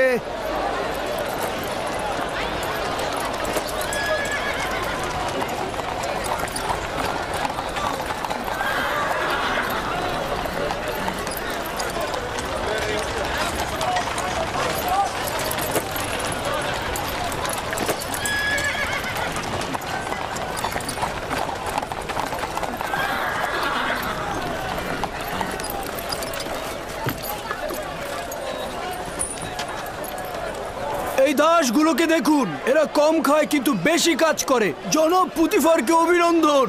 খোশ আমদেদ, খোশ আমদেদ। জনাব, এই দাসগুলো খুবই শক্তিশালী। দুটো ঘোড়ার কাজ একাই করে দেবে। কেমন দাম এদের? আগে দেখুন না, ভেড়ার মতন শান্ত। 300 দেবন দেবেন? 100 করে পাবে। কি বলছেন জনাব? 100 দেবন অনেক কম হয়ে যায়। দেখুন কি সুন্দর চেহারা। আচ্ছা ঠিক আছে, আপনি 200 দেবন দেবেন। যতই কথা বলো, 100 দেবনের বেশি তুমি পাবে না। জনাব একটু বিবেচনা করুন। ঘোড়ার মতন শক্তিশালী, ভেড়ার মতন শান্ত। আমি তোমাকে বলেছি বিক্রয় না করতে চাইলে রেখে দিতে পারো। কি বলছেন জনাব? বাচ্চাটা কিন্তু অনেক সুদর্শন, কি বলো, তাই না? হ্যাঁ, সামর্থ্য থাকলে কিনে নিতাম। আচ্ছা ঠিক আছে, ঠিক আছে। এইগুলোকে গাড়িতে তোলো, তাড়াতাড়ি গাড়িতে তোলো। জনাব, আপনি যে 200 বললেন, এটা কিন্তু এই বাচ্চাটার কোনো জায়গায় পাবেন না। একদম শান্ত, ভেড়ার মতন শান্ত, ঘোড়ার মতন শক্তিশালী। এরকম দাস আপনি কোথাও পাবেন না। তবে কি জানেন জনাবে আলী, 200 করে বিক্রি করলেও কিন্তু আবার লোকসানি থেকে যায়। কিন্তু জনাব পুতিফার যখন এসেছেন তখন আমি 200 করেই দেব। দুশ্চিন্তাগ্রস্ত হয়েও না ইউসুফ, আজ এরাই তোমার খরিদ্দার। হতে পারে তুমি একদিন এদের সবার খরিদ্দার হবে। এরা আমার কাছে কি চায়? এখানে কেন ভিড় করেছে? সৌন্দর্য সকলের অস্তিত্বে বিদ্যমান, কিন্তু বোধগম্য নয়। তুমি ইনসানের সকল রত্ন প্রদর্শন করেছ। তারা ইউসুফের নিজের সত্তার মূল ও হাকিকত উপভোগ করতে দাঁড়িয়েছে। তারা সুন্দরের পিছনে ছুটছে কেন? নিজেদের ভিতরে লুকায়িত সৌন্দর্য কি তারা দেখতে পাচ্ছে না? নিজেদের ভেতরের সৌন্দর্য দেখতে অন্তর্চক্ষু দরকার। এখানে তোমার সত্তার উপস্থিতিতে তারা মূর্তিমান হয়ে গেছে। কিন্তু তা তো কেবল বাহ্যিক দৃষ্টিতেই সীমাবদ্ধ থাকে। সকলেরই দৃষ্টি রয়েছে ইউসুফ, কিন্তু অন্তর্দৃষ্টি সকলের নেই। এই পরিস্থিতিতে আমিও তাদেরই ন্যায়। যদি তারা নিজেদের সৌন্দর্য বুঝতে পারত, আমাকে কেনার জন্য এত আগ্রহী হতো না। তারা না যতটা ইউসুফকে পছন্দ করার কারণে, তার চাইতেও খোদার খলিফাকে দেখার আগ্রহের কারণে হাজির হয়েছে। আদমকে সিজদা দেবার জন্য ফেরেশতারা উৎসুক হয়েছিল, এটা জানো ইউসুফ?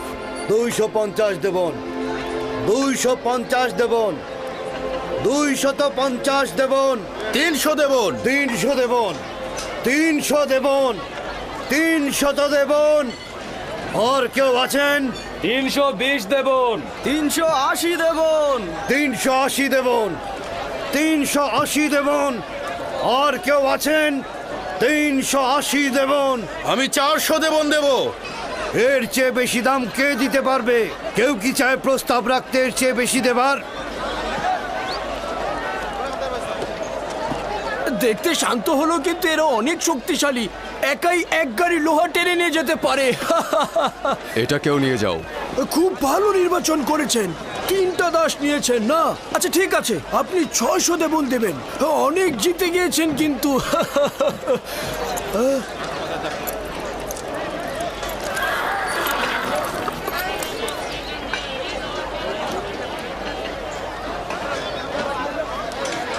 এই 3 জন দাসকে দিয়ে কিন্তু আপনি 30 জনের কাজ করে নিতে পারবেন। তাকে 300 দেবন দিয়ে দাও। আলী জনাব, আমার তো 600 দেবন হয়েছে। হায় হায়, বড় লোকসান হয়ে গেল। পরের বার কিন্তু পুষিয়ে দেবেন জনাব।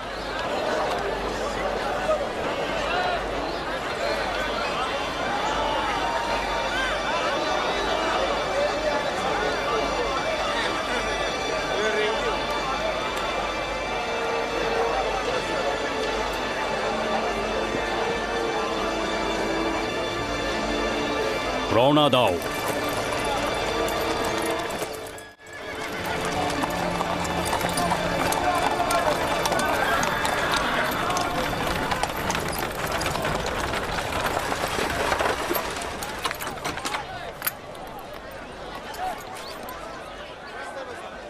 এক 1010 দেবন দেবো আমি।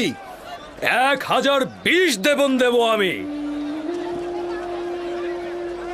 1100 দেবন।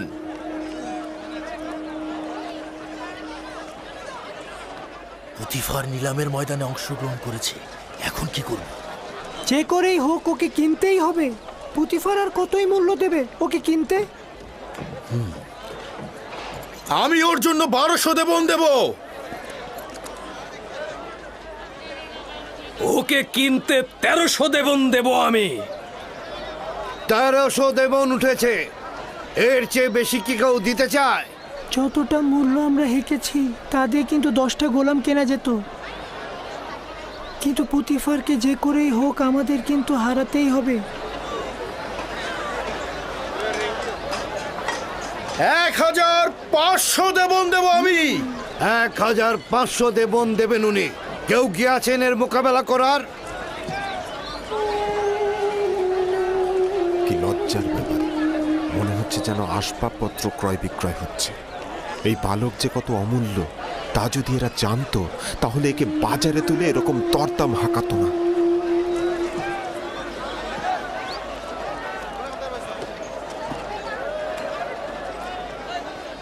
দু 2000 দেবন। আমি দ্বিগুণ বলছি। তার মানে তো 3000।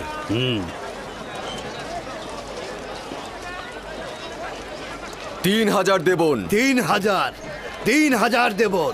জনাব পুতিফার সেনাবাহিনীর প্রধান, তিনি মিশরের সম্ভ্রান্তদের একজন। তিনি 3000 দেবন প্রস্তাব রেখেছেন। জনাবে পুতিফার 3000 দেবন প্রস্তাব রেখেছেন। কার এত ক্ষমতা আছে যে জনাব পুতিফারের সাথে প্রতিযোগিতায় নামে? আপনাকে মোবারকবাদ, এখন থেকে এই গোলামের মালিক আপনি। আপনাকে এই নিশ্চয়তা দিচ্ছি যে একজন পরিপূর্ণ শিক্ষিত এবং আদব কায়দা জানা একজন গোলাম কিনেছেন। অনেক সৌভাগ্য, কল্যাণ এবং বরকতময় গোলাম। এই গোলাম জনাব পুতিফারের কাছে বিক্রয় করা হলো।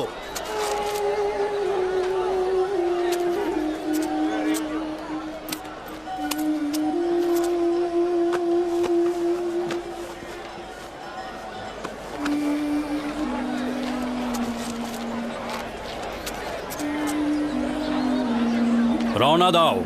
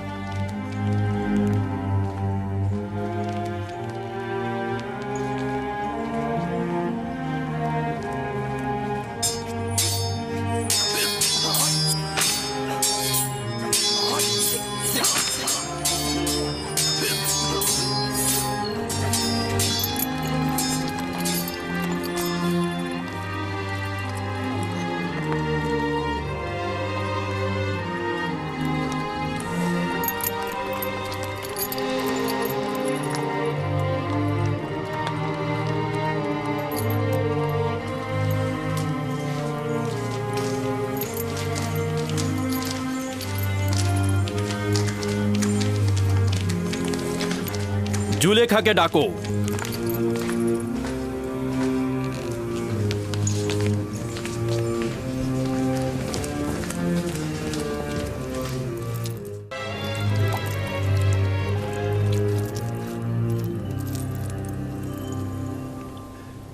জনাবে আলী, এই অদ্বিতীয় মুক্তটাকে কোথা থেকে নিয়ে এলেন? কিনে এনেছি, তাও আবার অনেক বেশি মূল্য দিয়ে। যত মূল্য দিয়ে কেনেন না কেন, তারপরে কম হয়েছে। ও তো নির্বোধ যে হীরকটাকে বিক্রি করেছে। তাকে তো মৃতদের দেশে পাঠিয়ে দেওয়া উচিত।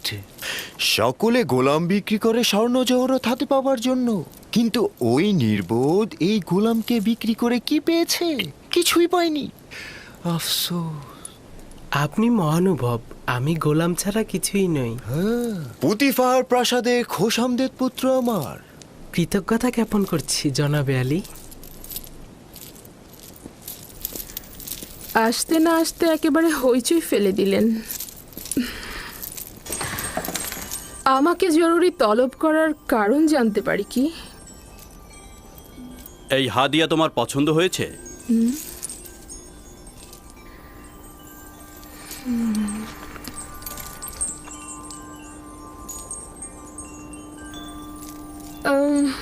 একে পূর্বে কখনো দেখেছি বলে তো মনে হচ্ছে না।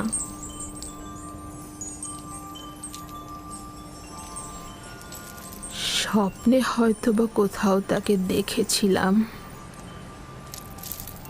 যাজ্ঞে সে কথা। আমার কিন্তু ওকে অপরিচিত লাগছে না।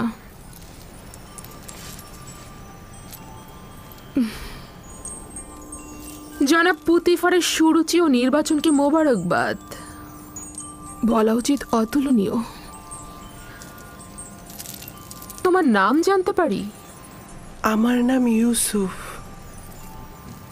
ও, ইউসুফ তো এক কথায় অরামি বা ইব্রানি নাম।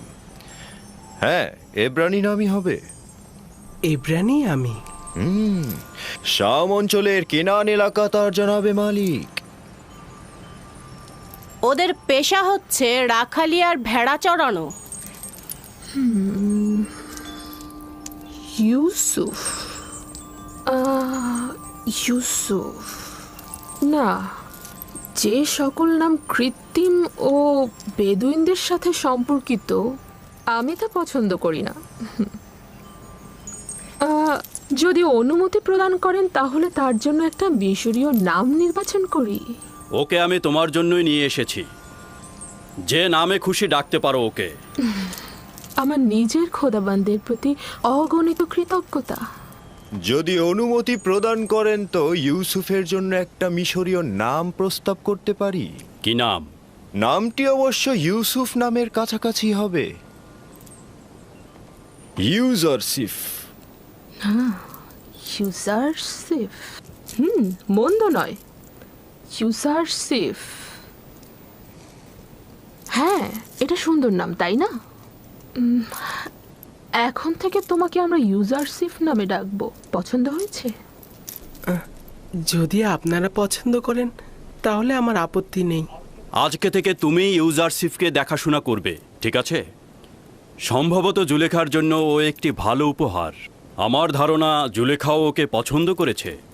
ভবিষ্যতে হয়তো তাকে এই খানদানের পুত্র হিসাবেও নির্বাচিত করতে পারে। হ্যাঁ, কেন নয়? ইউজারসিফ তো ছেলে হিসেবে উত্তম।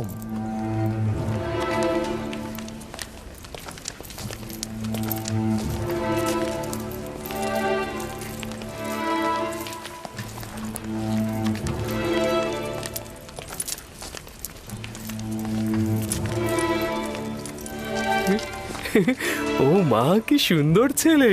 এরকম সুন্দর ছেলে তো আমি জিন্দেগিতে দেখিনি। হ্যাঁ, আমিও দেখিনি। তবে তার চেহারা কিন্তু গোলামের মতো নয়।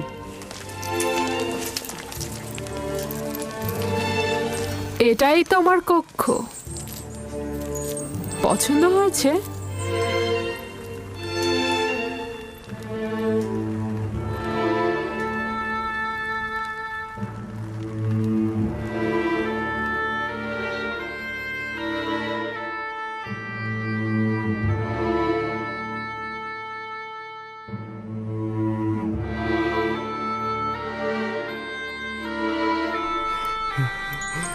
শুক্রিয়া জ্ঞাপন করছি, আমার অনেক পছন্দ হয়েছে। ইউজারসিফের বিশ্রামের সকল ব্যবস্থা করো।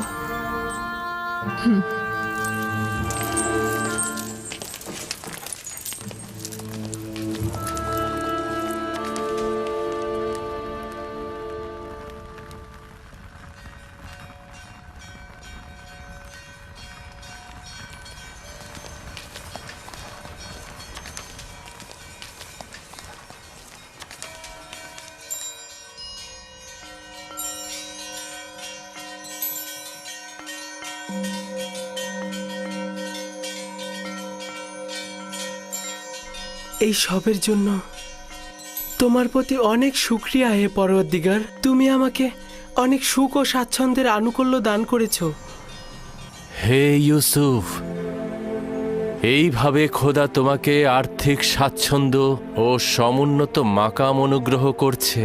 তোমাকে কূপের থেকে ইজ্জতের শৃঙ্গে এবং উচ্চতর জায়গায় পৌঁছাবেন এবং তোমাকে খোয়াবের ব্যাখ্যা বিশ্লেষণ শিক্ষা দিয়েছেন, যেন এইসব স্বপ্নের ব্যাখ্যাকারীদের ভাষার ইলমের চাইতে অধিকতর জ্ঞাত এবং সব রকম ওস্তাদির কসরত তুমি দেখাতে পারো।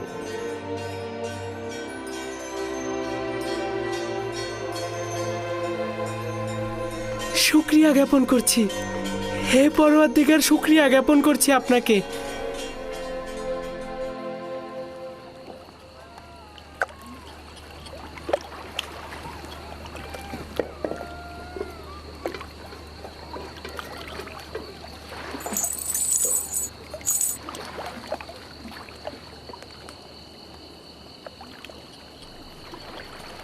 আপনি লোকসান করলেন। যদি এর চেয়ে বেশি স্বর্ণরৌপ্যের বিনিময়েও আপনি ইউসুফকে বিক্রি করতেন, তাহলেও লোকসানই হতো, লোকসানই হতো। ওকে চিনলেন না।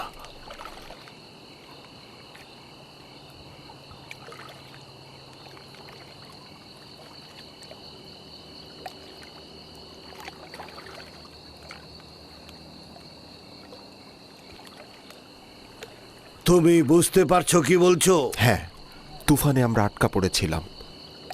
জীবজন্তুগুলো লবণাক্ত কূপের সামনে দাঁড়িয়ে পড়ল। একবারও ভেবেছেন কেন? আপনার অধিক লাভের জন্য নাকি ইউসুফের নাজাতের জন্য? আমার মনে হয় ইউসুফের কারণে এই কূপের পানি হঠাৎ সুমিষ্ট হয়ে গিয়েছিল। ইউসুফকে চর মারার কারণে আমার হাত অসাড় হয়ে যাওয়ার কথা আপনার মনে আছে জনাবে মালিক? পরবর্তীতে ইউসুফের দোয়া আর হাতের স্পর্শের কারণেই তো আমি সাফা পেয়েছি, তাই না? জনাব মালিক, আপনি হয়তো ভুলে গেছেন যে এই ইউসুফের কারণেই আমি মরার হাত থেকে বেঁচে গেছি। ইউসুফের দোয়ায় আমরা সাফা পেয়েছি। ইউসুফের বরকতেই আমাদের সবার জীবন বাঁচল। এত সোনা রূপা পেলেন আপনি। ইউসুফ কোনো মামুলি ইনসান নয় মালিক। হ্যাঁ, তোমরা ঠিক কথাই বলছো। এগুলো আম্বিয়া ইলাহিদের উপরই অবতীর্ণ হয়, কিন্তু কেন আমি বুঝতে পারলাম না এই ইউসুফ কে ছিল, কেন সে তার পরিচয় গোপন করলো। এসব কি বললে ফালিক? কেন আমার আনন্দ আহ্লাদকে বিষণ্ণ করে দিলে? এতক্ষণ ভেবেছি কতই না লাভ করেছি, কিন্তু লাভের থেকে বেশি খেসারত দিয়েছি। হায় ফালিক হায়, আমি তো একজন গোলামকে নয়, সম্ভবত আমি একজন আম্বিয়া ইলাহিকে বিক্রি করেছি। তার ব্যবহার ও কথা বলার আদব এবং তার মহানুভবতাও লক্ষ্য করেননি। ওর বিদ্বেষহীন চোখ আর ন্যায়পরায়ণ রুহু কেন দেখলাম না? আমি আজ থেকে পূর্ববর্তী খোদাদের দোজকে নিক্ষেপ করে তার খোদাকে নির্বাচিত করেছি। আমি অবশ্যই খেসারতের ক্ষতিপূরণ দেব, আমি অবশ্যই কিছু করব।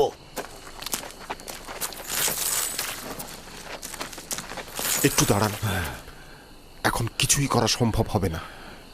সকাল পর্যন্ত অপেক্ষা করুন।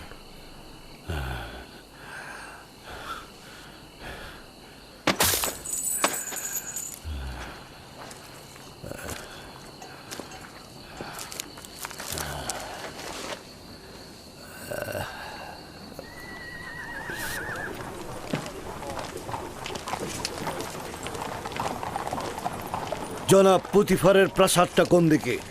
ওইদিকে শেষ প্রান্তের প্রাসাদটিতে চলে যান।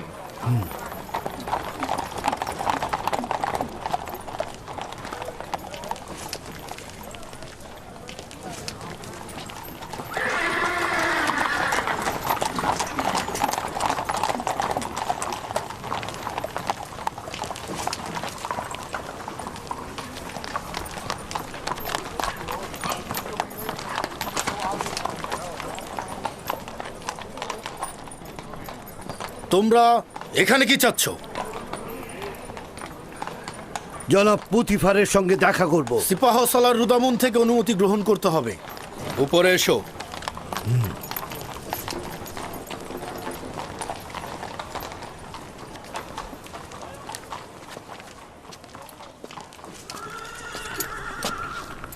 জনাব সিপাহ সালার, আলী জনাব পুতিফারের সাথে দেখা করতে চান তারা। জনাব পুতিফারের সঙ্গে কি কাজ রয়েছে তোমাদের? আপনারা তাকে বলুন যে গতকাল যে গোলাম কিনেছে তার মালিক তার সঙ্গে দেখা করতে এসেছে। আমি জিজ্ঞেস করেছি কি কাজ রয়েছে তার সঙ্গে। আর তার কাছ থেকে কিছু বেশি মুদ্রা নেওয়া হয়েছে, আমি এটা তার কাছে ফেরত দিতে চাইছি।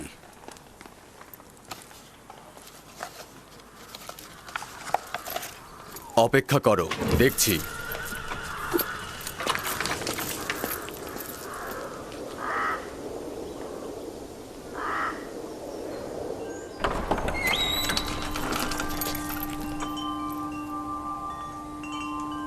কি হয়েছে রুদামুন?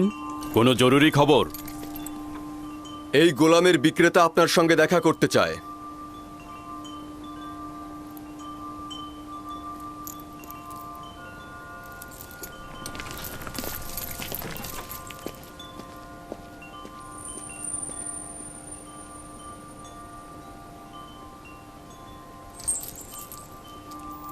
তুমি কি আনন্দিত নও ইব্রানি?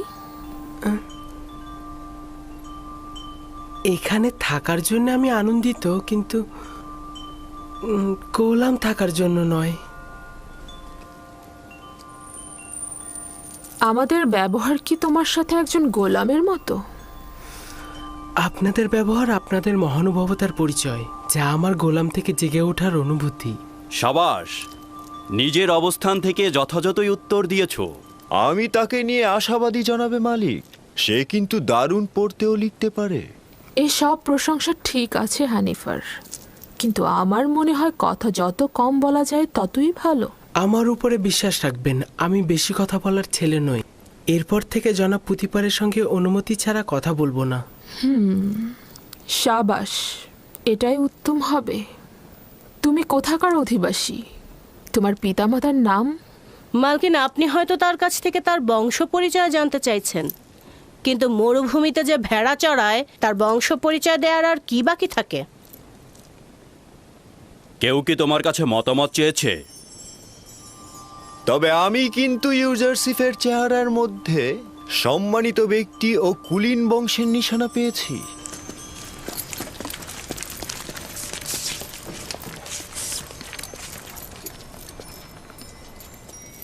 কি হয়েছে ব্যবসায়ী তোমার? এমন তো নয় যে অনুশোচনায় ভুগছ। না না, আমি আসলে আমার এখানে আসার কারণটা হচ্ছে ইউসুফের সঙ্গে আমি একটু একাকী কথা বলতে চাই। মানে ওর সঙ্গে একটু খোদা হাফেজি করতে চাই। বুঝতে পেরেছি। ইউজারসিফের সাথে সম্পর্ক থাকার কারণে স্মৃতিকাতর হয়েছ। ওদেরকে একটি পৃথক কামরার ব্যবস্থা করে দাও।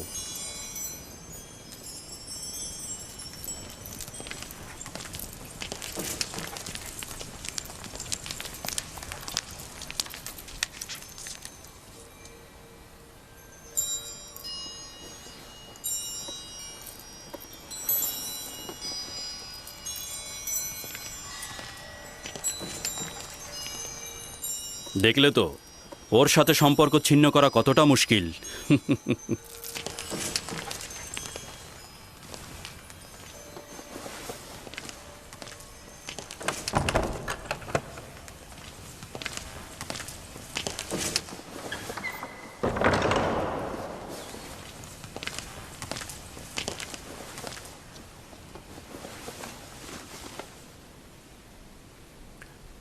আমি এসেছি তোমার নাম পরিচয় জানতে।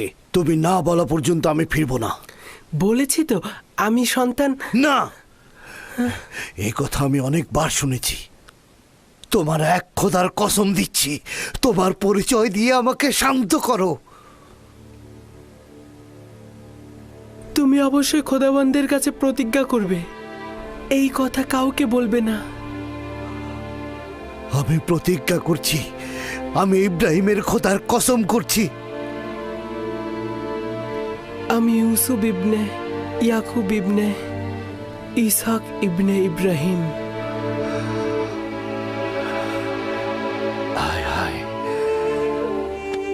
কি করলাম?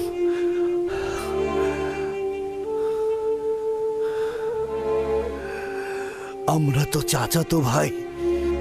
তুমি ইসাকের বংশধর এবং আমি ইসমাইল জাবিউল্লাহর বংশধর। খোদা আমাকে ক্ষমা করবেন না। এটা কি কাজ করলাম আমি? কেন আমি তোমাকে বিক্রি করলাম? আমি জানতাম আপনি আমার চাচাতো ভাই এবং আমাকে বিক্রি করার জন্য আমি অনুতপ্ত নই। আমি অবশ্যই যে কোনোভাবে মিশরে আসতাম।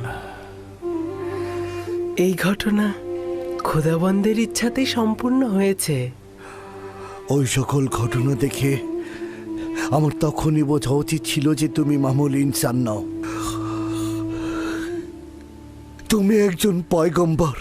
আমাকে ক্ষমা করো, আমি পয়গম্বরকে চিনতে পারি। উঠুন, আমাকে ক্ষমা করো। আপনি শান্ত হন, উঠে দাঁড়ান। আমি তো আপনাকে আগেই বললাম যে মহান খোদা তাআলার নির্দেশেই আমাকে মিশরে আসতে হয়েছে। এটা তো আপনার দোষ নয়, আপনি আমাকে এনেছেন, আমি কৃতজ্ঞ। এই ভুলটির আমি অবশ্যই প্রতিদান দেব। এই নাও, এটি তোমার গোলামের সনদ, যা তোমার মালিকেরা স্বাক্ষর করেছে। এটা লুকিয়ে রাখো আর তুমি এখানেই থাকো। আমি চাই না তুমি বাহাসের মধ্যে আসো।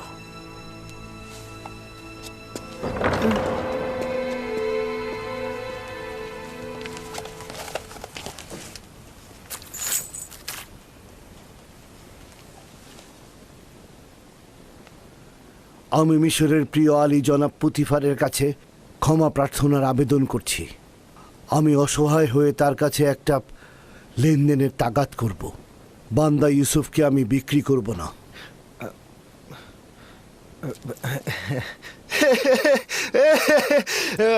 সাবাস সাবাস তোমাকে। কিছুক্ষণ পূর্বেও তোমাকে নির্বোধ ভেবেছি, কারণ তুমি ইউসুফের মতো হীরককে চিনতে পারোনি। কিন্তু এখন দেখছি তুমি এইরকম নয়। অবশেষে তুমি হীরকটাকে চিনতে পেরেছো। কিন্তু একটু বেশি দেরি হয়ে গেল না? বিক্রয় করবার পূর্বেই তোমাদের এটা চিন্তা করা উচিত ছিল। এখন অনেক দেরি হয়ে গেছে। জনাব পুতিফার, ইউসুফের জন্য আমি আমার সকল সম্পদ দিয়ে দিতে প্রস্তুত। তাগাদ করছি তাকে ফিরিয়ে দিন। তুমি কি শুনতে পাওনি? জনাব পুতিফার বলেছেন আর কোনো কিছুর বিনিময়ে ইউজারশিপকে ফেরত দেওয়া হবে না। আমি স্বীকার করছি এই লেনদেনের জন্য আমি অনুতপ্ত। আমরা ইউসুফকে বিক্রি করব না, আর ওকে ছাড়া এখান থেকে যাবও না। যদি আর একবার গোস্তাকি করো তো দুজনকে ধরেই কয়েদখানায় পুরব। এখান থেকে চলে যাও। আমি ইউসুফকে ছাড়া এখান থেকে যাব না। আলী জনাব, রহম করে ইউসুফকে ছেড়ে দিন। রুদামুন, তাদেরকে ধরে কয়েদখানায় পুরে দাও। এলাহি, তুমি সাক্ষী রইলে। আমি ইউসুফকে কিনেছি কিন্তু বিক্রি করিনি। আমি ইউসুফকে না নিয়ে এখান থেকে যাব না। আমাদের কথা আমাকে ছেড়ে দাও। আমাকে আমার ইউসুফকে নিয়ে যেতে দাও। আমার ইউসুফ, ইউসুফ নিয়ে যাও। কি হলো তোমাদের? দ্রুত আমাকে নিয়ে ছেড়ে যাও। দাও। আমাকে ছেড়ে দাও। ইউসুফ, ইউসুফ।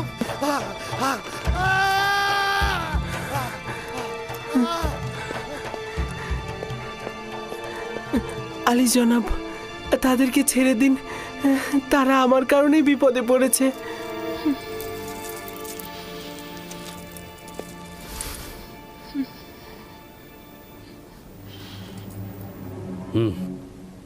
তাদের জন্য কঠিন শাস্তি পাওনাই উপযুক্ত ছিল। অনুরোধ অনুরোধ করছি। শুধু তোমার কারণেই আমি ওদেরকে ক্ষমা করে দিলাম।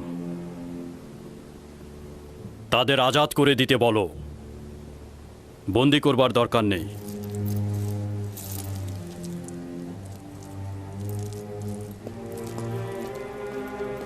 ইউজারশিপ, তোমার কি এমন আছে বলো তো আমাকে, যার কারণে গোলাম বিক্রেতা জীবন ফিদা করতে চায়?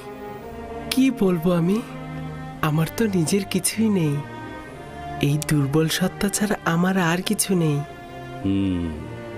আমরা কিন্তু কখনোই তোমাকে গোলাম হিসাবে দেখছি না। আর তাছাড়া তোমাকে যে অর্থ দিয়ে খরিদ করেছিলাম সেটাও তো ফেরত দিয়ে গেল তারা। আমি মূল্য বুঝি না এমন নয়, আমাদের মধ্যেকার সম্পর্ক লেনদেনের হোক, আমি এটা চাই না। আমি এই উপহার দেওয়ার জন্য আপনাকে শুকরিয়া জ্ঞাপন করছি। কারি মামা, ইউজারশিপকে উষ্ণ পানিতে গোসল করিয়ে পোশাক পরিধান করাও। যা আজ্ঞা আমার বানু।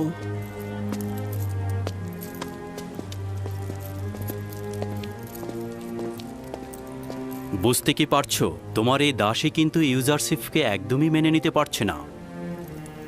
আপনি চিন্তিত হবেন না, আস্তে আস্তে সব বুঝে নেবে। সে যত তাড়াতাড়ি বুঝতে পারবে ততই তার জন্য মঙ্গল হবে। সম্মান প্রদর্শনের এই ভঙ্গি সে উপভোগ করছে। এই মরুচারি তো ভেড়া চড়ানোই জানে না, আর আপনি ওর কাছে সম্মান প্রদর্শন আশা করছেন? ওর তো বংশ পরিচয় নিয়েই আমি সন্দিহান। ও সম্মান প্রদর্শন শিখবে কোত্থেকে? দেখো এই পোশাকে তাকে কি সুন্দর লাগছে। আস্তে, প্রকাশ্যে ওর এমন তারিফ করবেন না, তাতে অহংকারী হয়ে যাবে। এইটা হলো রাজমহলের ইবাদতখানা, জনাব পুতিফার ও বানু জুলেখা। এবং রাজমহলের ব্যক্তিরা এখানে ইবাদত করেন। আমরা নিজেদের খোদাকে এখানে সংরক্ষণ করে রাখি। তার মানে আপনাদের খোদার থাকার জন্য বসবাসের জায়গা দরকার? অবশ্যই দরকার। তুমি নিজে থেকে দোষ স্বীকার করো, শাস্তি কম পাবে।